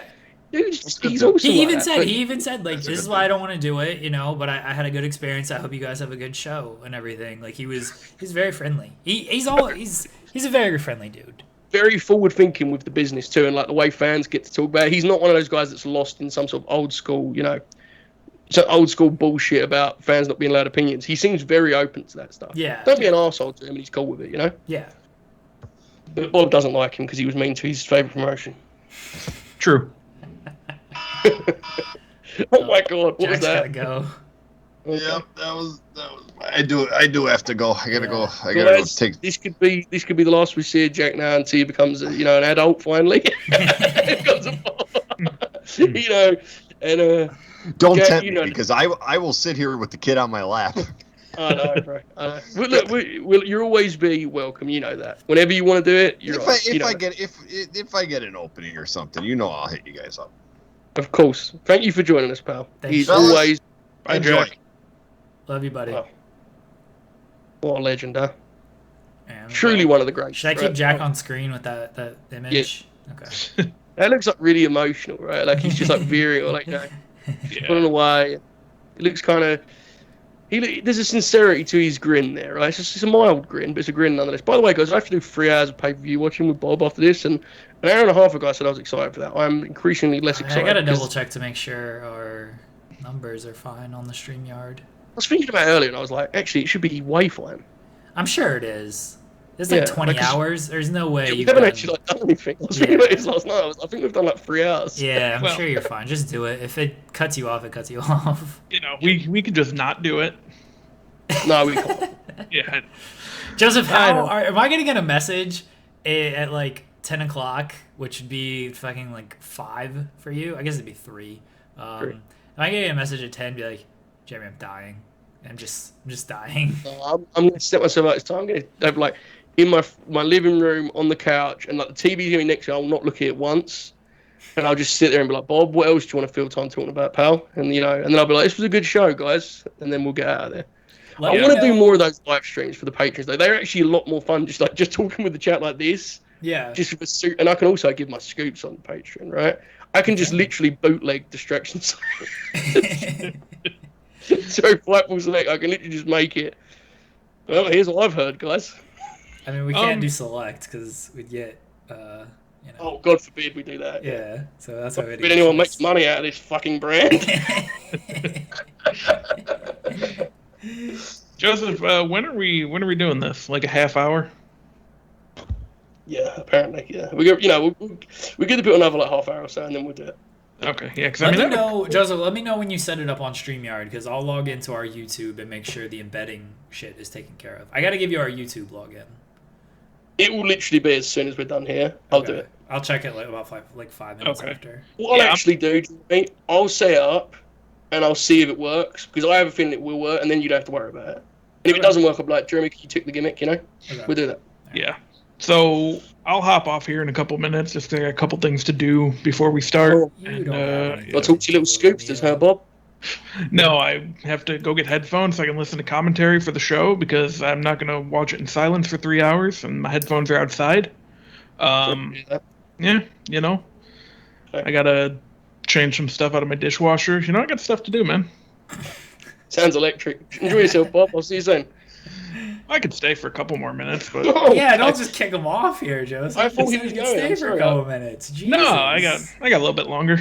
Okay, that's fine. You can stay as long as you want, but I'm doing 3 hours with you after this. I'm not trying to throw you away here. But by the way, guys, you can actually join us live. We are, again, $1 to sign up. You can do more if you'd like to support, but it's just $1 to sign up. And there's no tiers. We're not ever going to do that stuff. I don't want to do it. It's weird. It's literally it supports our main show. It supports our main show. It supports everything Joseph does for the site. It supports everything I do for the site. And you get content. Joseph is always writing stuff. I do power reviews, which that just sucks. And we also do streams over there. Like there's more content and support on not only what we do with that Patreon, but everything we do outside of that Patreon as well. Tonight's going to be the first of what we hope to be the new norm, right? Where we can stream it. It should just be a more fun experience. And again, look, guys, I'm not going to obviously say stuff that's been given to me personally, but I can talk more freely about the arseholes in the game on Patreon because I trust that you're not going to share it. They can see it on here. They have to pay me their money to see it on Patreon. True. So we talk about the arseholes of the game like Robert O'Neill, Bootlicker Bob, as I now call him officially. I don't think you have time to add another one of these a month, but it would be really fun if we could do one WCW show a month. I think now that we stream it, and by the way, guys, if you ain't watching tonight, I get it. You've spent legitimately 4 hours with us. I understand, but like, if it's having fun and it's popping, I'll do a lot more of them. You know, it's of hours, but like the way things are working out right now, I'm trying to just open it up and make the most of our grins here. Those streams do stay up, Northwood. Yes. There's no footage. There's no footage though. No, yeah, I know. We need to be clear about it. Sorry. Yeah. The ones we do on here with the footage, they're not like it's just a commentary track, like Comrade does, basically. Yeah, there's no footage on those because we'd get those yanked.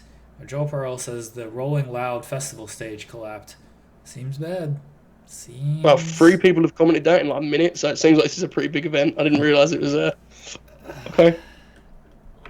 I'd love to see a New Japan Pro Wrestling watch line. That would be Bob's. That's when you'll really see him unleash. Well, we got some New Japan stuff for Brock coming up at some point, right? So you got that. I didn't even think about that. That'd be good. We'll do that. Yeah. I heard that the New Japan, the Brock New Japan run. Seems like you're gonna get some great matches, right? Yeah, it goes really well. Yeah.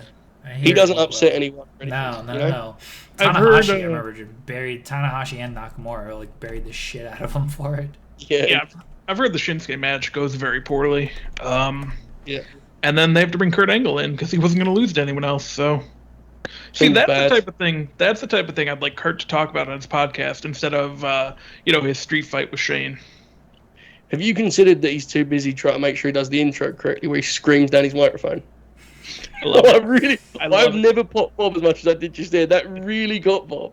No, to Kurt's credit, those interview shows have actually been pretty good. I mean, he writes the questions down, just like reads them verbatim off the page. Sorry to hear that. I think he had good stuff with Edge. He had really good stuff with Ken Shamrock, and y'all. By the way, y'all are making it seem like just the entire festival is about to get canceled because this thing collapsed here. It looks like a video wall collapsed.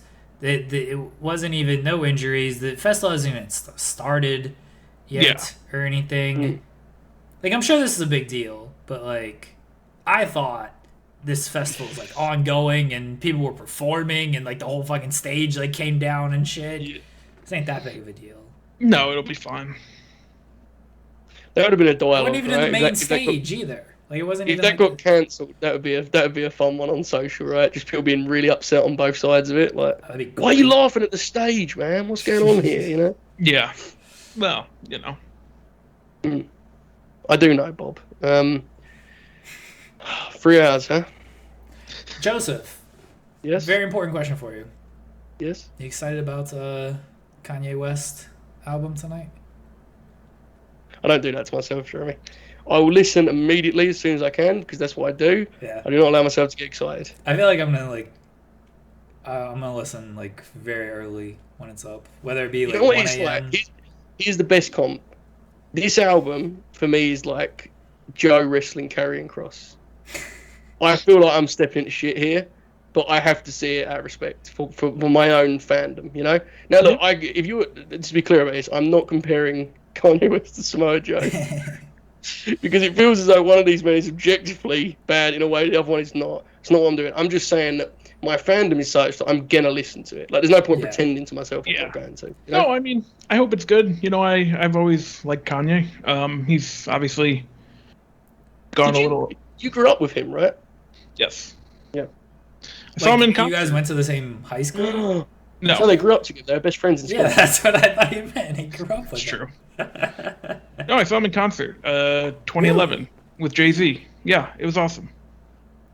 Wow, that's a pretty cool. So I don't love that album, but as a show, that feels like an awesome thing to see. Mm-hmm. Oh my god, dude, our chat is outrageous. Samoa Joe and Kanye West both had undefeated streaks in the 2000s, says I'm Crackerjack, and then Hitman Punk says both got damaged. In 2008, it is incredible to compare what happened to Kanye in 2008 to Samoa Joe doing a dive over the barricade.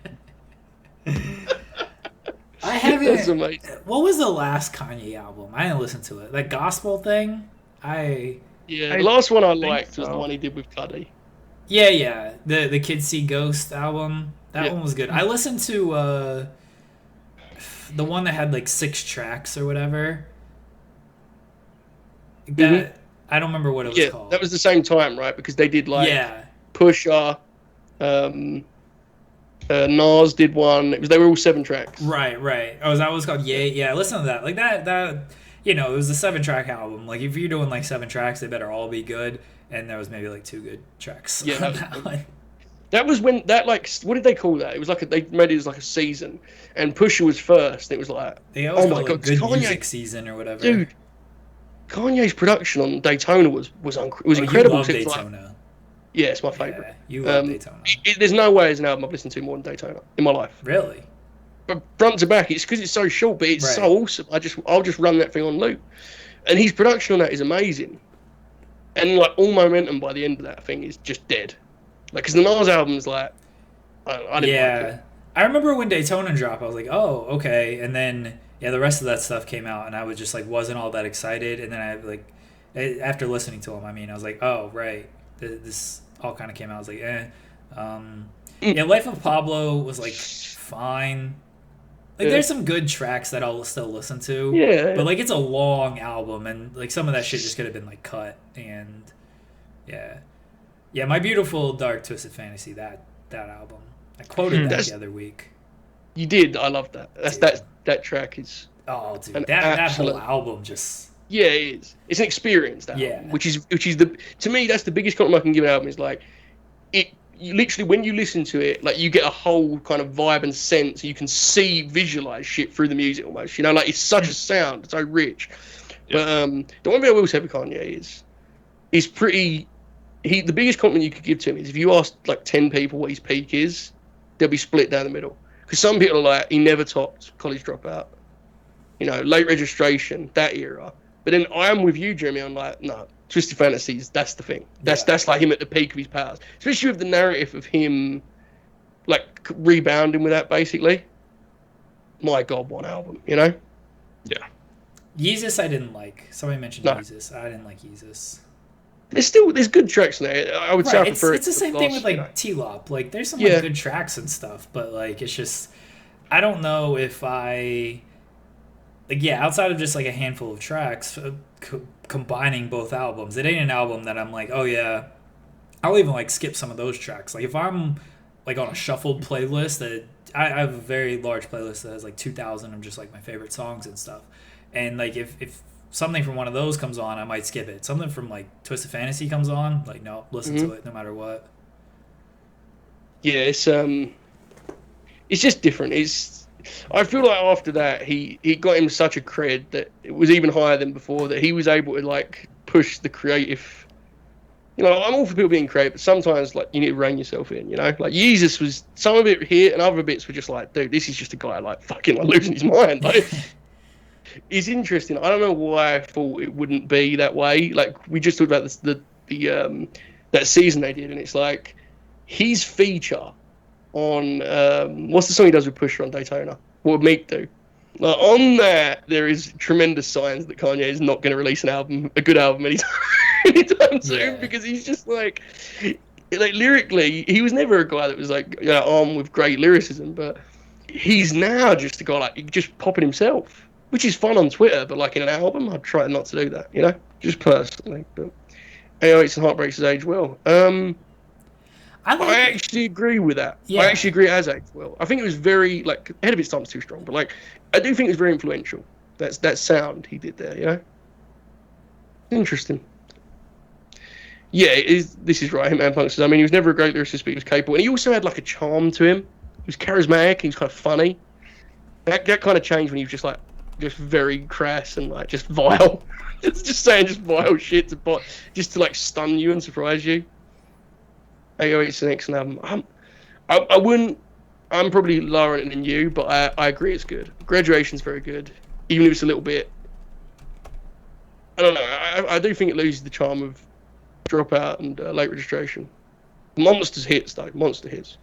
Yeah. See, look, this is the thing. Credit Kanye. I'm looking at the chat here, and legitimately, I've seen like every different album suggested as their favourite for the most part, or at least the first 5, you know?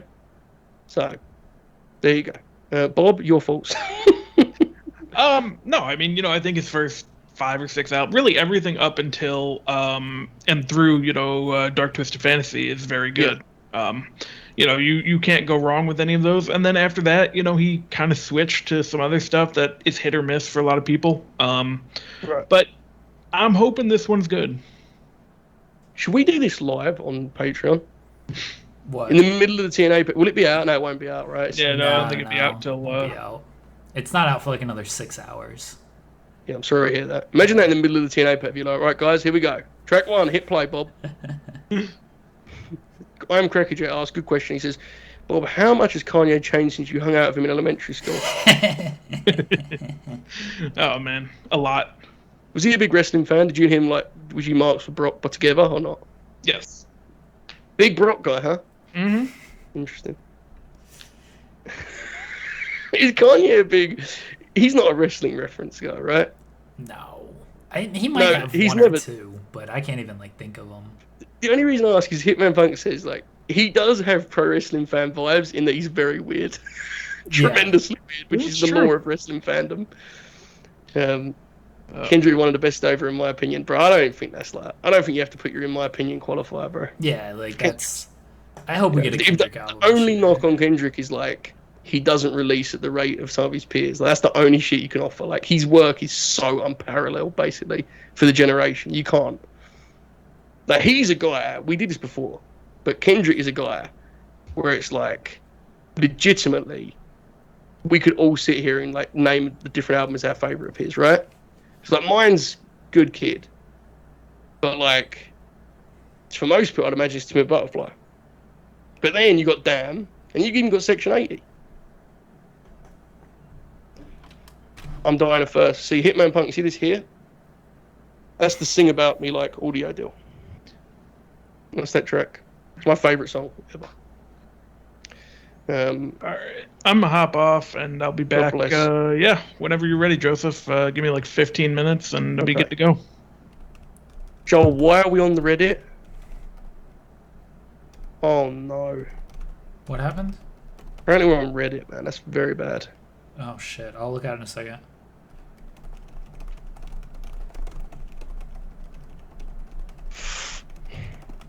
I'm not clicking on that, Joel. I appreciate it. Oh boy, I see. Oh man. Cass is gonna get us in trouble, isn't he? Yeah. Our show, shit, dude. If our show's getting clipped now, we're fucked. Bad. Yeah. This is very bad news. I ain't clicking it, bro. I can't click that shit. Okay, so I'm reading it. I'm reading it. So the headline is... Did one of these lunatics post it on there? It's a guy who broke Bryan Danielson to AEW, says his sources confirm CM Punk, and something even more interesting is after confirming that he heard the same information from his sources within AEW regarding CM Punk as what SRS has reported, he followed up with a statement, I heard some other stuff too that I can't talk about, and I'm like, well, that's even more interesting. Really not sure what that could be, but SRS has been saying the same thing, insinuating that Danielson and Punk coming to AEW is a lesser story than what Tony Khan has planned. It would have to be a pretty damn big move for those, more significant than those additions. The only thing I can think of is relating to TV rights, another relationship with forming another relationship with a major network. He said this on the Fightful Pro Wrestling Pod. Can't even get our fucking podcast. Is this name clipped right. or is it quoted? Do what? Is it clipped or quoted? It's quoted, and then if you click the link, it goes to the timestamp of our thank God. appearance. As long as we're not clipped directly, not that'd be brutal. That's fine, I don't care. They won't even see me. Oh shit, that was a close shave, Jeremy. Wow. John Albert got blocked by Ringside News. Fair. I'm pretty sure one of those guys was in here earlier because they were plugging the site, and I was like, there's only one way that happens. It's because the guy that wrote the article was in here, so... And he was like, you guys ain't showing love to other sites. And I just was like, oh, he's someone from that site, so... I am Crackerjack. Listen, okay? I've never been ashamed to admit I do not check our YouTube comments. The last thing I want is people on Reddit analysing my personality. Yeah. I am very insecure, okay? I don't mind if you disagree with me. We do it all the time on here. I can't handle personality-like analysis the way that Sean gets it, you know? I can't do it. I'm sorry. I know that's pussy shit, but I'm being honest. Like, have you seen the stuff people say about Sean, Jeremy? They talk about him like they know him. Like, it's like, bro, I ain't built that way. I'm sorry. People can say, yes, Vince King because he replies, but I would have quit a long time ago if people said the stuff about me they say about him. There you go. I don't know. Jeremy, you probably would do it better than I. What? People... Like, again, it's like if someone says to me, oh, this was a bad take, and it's like, that's fine, whatever. But like, if people are just like, this guy's like an arsehole, it's like, man, tough. I find, like, people... Because all of my tweets, especially, and even my personality on the show, because it's so sarcastic and everything, and, like, I don't take any of this shit serious, and I don't have, like, sources, scoops, anything like that. Because of that, like, I'll fucking tweet, imagine thinking Charlotte ain't the GOAT, and, these dorks will quote tweet, what about Toyota and Sasha Banks is better and all this stuff. It's like, I don't really give a shit about that. Yeah, I don't know, like, do what? I went to my Twitter and the first tweet I saw was Louis Dangle saying, what does Charlotte have to do to get fans to realise how brilliant she is? Do you want to know how that's performed for Louis?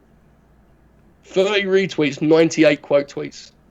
And as I read this, I heard you go, I could tweet, Charlotte's the GOAT, you dorks.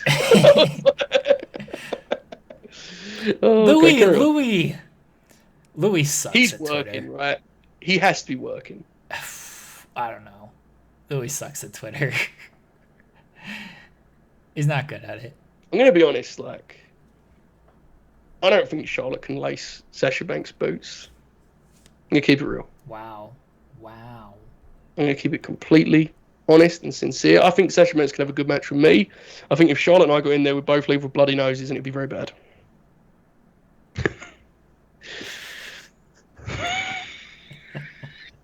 Imagine that match. Eating shots for the Queen. Just trying our best. Yeah, the thing is, Ray, is like, look, I'm on Twitter because, firstly, I really do enjoy a lot of people on there. And, like, I know Jack through that. I know Bob through that. Hell, I really know Jeremy through that, right? That's where we got to talk more. Yeah. It's a good thing, and I get to promote our work and all that good stuff.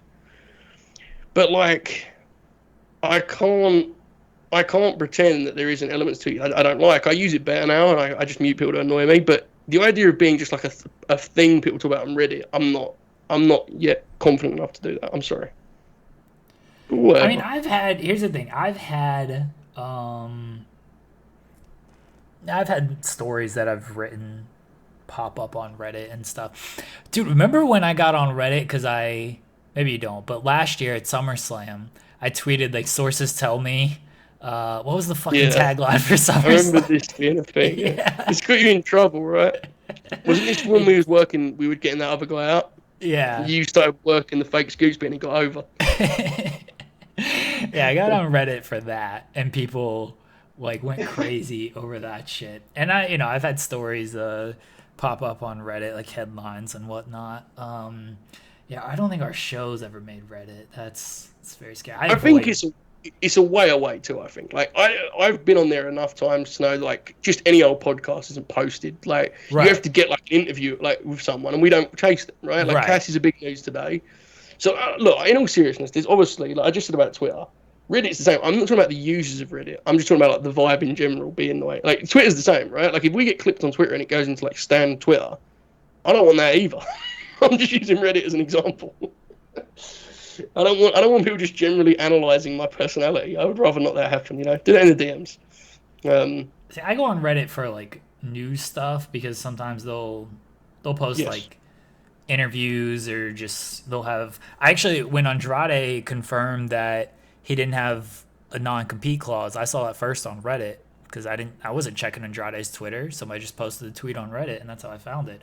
So, like, I'll go on there to, like, read the headline for the news. I'll never read the fucking comments. You kidding me? Never. Yes. It's weird, right? Like, he has that, J. Cole has that thing. Akash Sharma always sends it to me. He has that thing where he's like, just leaving Twitter didn't help, because as soon as I went back on it, I had the same problems. Like, I had to, like, tackle my issues with the app.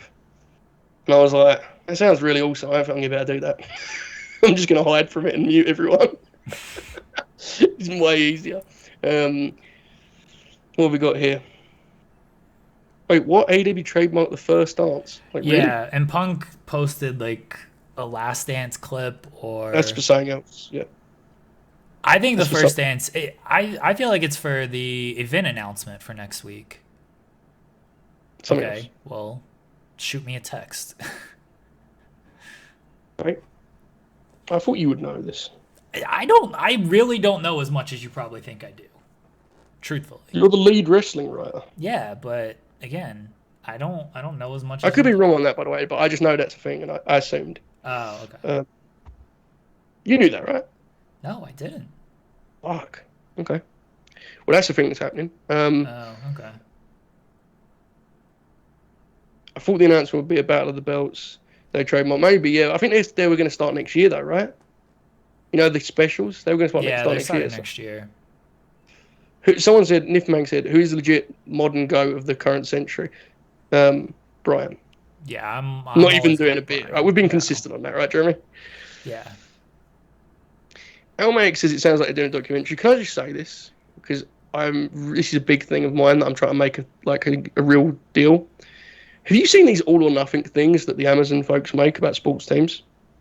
Where they Yes. cover a season, yeah? Yeah. This is Dude. Yeah, this isn't anything new, but yes. No, I know, but I've been thinking about this a lot, and I was talking to my brother about it. A wrestling territory's got to sign up for one of these fucking things, yeah. bro. Could you imagine a year of Impact Wrestling? And the thing is, it's good exposure, right? Like Amazon. I think this would be such a great thing. I don't think the normal media folks realize how insane wrestling companies are. You know, imagine following TK for a year, Oh, dude. sweating profusely at the phone. My favorite in this regard, when Christian told the story, and he goes, yeah, we were in talks, and then one night he just rung me and was like, how much money do you want? What do you want to do? We need to make the deal now. He just couldn't sleep. He couldn't handle it anymore. Tremendous. Well, I mean, they're gonna not follow Cody. TK. They're Yeah, gonna he'd follow make Cody sure of that. Yeah. Yeah. Now, they used to do it on ESPN. They would follow a team for a season. I think it was just called The Season. Yeah. Yeah, they did it on ESPN, and then HBO does the Hard Knocks, where they follow a football team through training camp and stuff. See, I'd love something like that. The problem is how much access. You got to give them full access, and you gotta you can't edit some of that. No, shit. it's got to be a small promotion. It's got to be like Ring of Honor trying to get their name out there, because then the editors can just roll. They can just do it the way they want to do it without having to protect anyone. You know? Yeah, because otherwise you'll have to edit a lot. Because WWE does their version of that shit. They used to do WWE 365 or whatever, but obviously they're just. And they're good. They're just not the same Yeah. thing, right? They're in house. WWE just never giving that kind of access ever again, are they? Let's be honest. No. Nifman, you are correct. Ray is on the ball for that too. Carry on, Drew. What you say? Do what? What'd you say? Nifman said, Ray's also one of the great of the century. That's fair. There's obviously candidates, but I think we would take Brian. Yeah. Oh, Sam says HBO does it for Winter Classic. Yeah. It's nothing new, and I love it. I love that behind the scenes access stuff. I think it's great. I wish we saw more of that, in all sports. Honestly, in all sports, I love it. But I don't know if wrestling is gonna ever do anything like that. The GCW would be something. If it's ever going to happen, it will happen now, because as we've seen, documentaries about wrestling are in apparently now. Yeah. So I don't know. It's just interesting to think about. Kyla, we are talking about potential, all access documentaries about professional wrestling promotions. Kyler, we're talking about how the Lakers are no longer the defending champions, and it's the Bucks. Also that. By the way, I think non-kayfabe documentaries, I've experienced with friends of mine, how much more wrestlers get over on them than on TV. I think they're such a big tool that the wrestling business is terrified of using. If I was AEW and I'm signing Brian, I'd be like, guys, let's do a documentary on who this guy is and air it on fucking, I don't know. I'm sure they have enough time slots on TBS and TNT, This is the next step for AEW, right? Because they do the Road 2 shows. Yes. And they're pretty much universally praised. They're very good. But, you know, because AEW doesn't have like their own network or library or anything, I love you, Kyler, because they don't have like any of that. Like they're not doing documentary stuff. Like the documentaries are basically like Guevara, BTE, and Ethan Page's vlogs. Like those are like the documentaries. But of course, that's only giving you access to certain people for a limited amount of time. So yeah, I think that that's the next step for them, is to somehow find a way to do something like that. I agree. Yeah, I agree. I mean, it'd be so awesome to pair, you know, a Brian wrestling promo and then be like, check out on Friday, like, we're doing this documentary about him, and really get insight into who he is and where he's at in his point of his career. Because, listen, I said earlier, I don't think there's a better guy to represent the industry than him in that kind of format, right? Like, well-adjusted guy, charming guy, and he's a legend. How many talking heads could you be on there being like, he's the greatest, you know? Like, it's easy. I mean, Joseph Montecillo did one where he got some guys together to do it, you know, and there was, I think, Guarini was on it, Chris Hero was on it, some others, and they always talking so high level. And doing that with a big production would be, we say, yes, Ethan vlog is worth watching. It's very good. Ethan Page is very good. He also edits it himself, which I think is very impressive, because I'm very bad at that. Somebody mentioned that CM Punk's return should be a documentary, and then Joel says they did it for his UFC debut.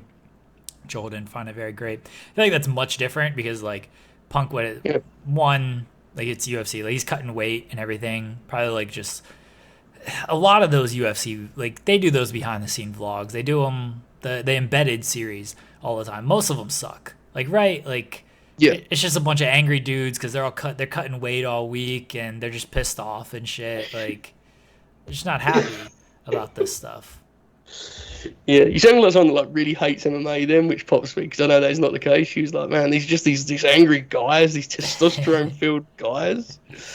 Like for like wrestling, it's obviously it's a different mentality and mindset. So I feel like following Punk back for that would be better than the UFC thing, which I don't remember the UFC thing. I'm sure I watched it at the time, but it was many years ago. That whole scene was kind of sad, you know. I didn't really pay much attention. I was just like, this is kind of embarrassing. It's just him in the UFC. There's nothing wrong with losing. Like, everyone knew he was going to lose, but like, I just like remember when Joe Rogan was like, "What? Do you have like a belt?" And he was like, "I don't believe in that." It's like, oh god, fucking hell. You know, that's like some shit that like the teenage emo says at the bus stop. You know, like, I don't have a belt. I don't believe in them. It's like, dude, you're getting in the UFC. Like, I feel like you should probably not say dumb shit like that. You know. I mean, what was he supposed to say? Why is the confirmed shoot still here? My god. Surely he's just come back. He hasn't stayed here, right? He loves us. He's our pal. Oh, look at this question Kyler's asking, Jeremy. We can't answer that. He's going to be on our podcast first. That's why we can't answer it. Exactly. Yeah. Jeremy, we got to wrap up, man. Why can't we answer it? Like, it's clearly Renee, right? No, because of what I just texted you. Oh, okay. Come on, pal. I was trying to kayfabe it. It's clearly Renee. Yeah, you're right. It's us and Renee. Yeah. Confirmed Shoot says he has not been here for 2+ hours. Well, of course not, bro. I've only gone for an hour and 53. Have some respect, Confirmed Shoot. Jeremy, we got to get out of here because I've just read the time. I've got to do 3 hours of Bob. I need to get in bed before 3 a.m., bro. Okay. We'll be back. We'll be back on We're back on Twitch in like an hour with the Impact Watch Along. Joel Pearl, I assume you're still here. Who the fuck's on the Impact Watch Along tonight? I think he doesn't have anybody. You're gonna ask me to do it? Please don't ask me to do it. Wow. Again, guys, just to reiterate, it's just him and Jensen. He's trying to put it over like that was the plan all along. Yeah, I know. I'll come on after I do the Impact stream if it's alive. I will not do it. So, here's the deal, guys. If you're a patron, you can head over to Patreon now, and I reckon Bob and I will be streaming the next, 20, 30 minutes, okay? I'll get the post up immediately. I have the little link gimmick. I'll make sure, I'll text you if it isn't working so you can make sure it does work. We'll be ready to go watching Lockdown Give Back. If you want to watch the show, nor am I. Join me, okay? Please, I will appreciate the back and forth here because I'm actually just talking to Bob, which is tough. So, if you're not a patron, $1 a month, $12 annually to get, let's be real, it is, a decent amount of filth, right? It's not good, but if you like this, it's similar to this. It's plenty of content. Ain't lacking for content. And to be honest, the money is very secondary to me now. It's like the ego boost of seeing the number go up or down. I'm going to be honest with you, okay? But I need that rush of seeing it go up. Do not need the downswing of it going down. Okay, so I appreciate you can join me. You know, I understand if you don't want to because you spent 4 fucking hours with me, but still, I would appreciate it. There you go. Let's rock it, baby. Jeremy, what a night. Joel, why? Really match my energy on that, pal. Well, Joel sends me a message. I don't know if I need to keep this in the DMs because I usually just expose all my DMs. Oh, is it about Wesley Blake? What he's doing on Dynamite next week? No, it's about Buddy Murphy. What he is doing on Dynamite next week. Same thing. Oh, it's not. I mean, it's not super off topic given what Joseph just said. Okay. We'll be back on Twitch for Impact in like an hour. It's just Jensen and Joel. I might pop on the our Patreon gimmick just to keep Joseph company so he doesn't have to kill Bob.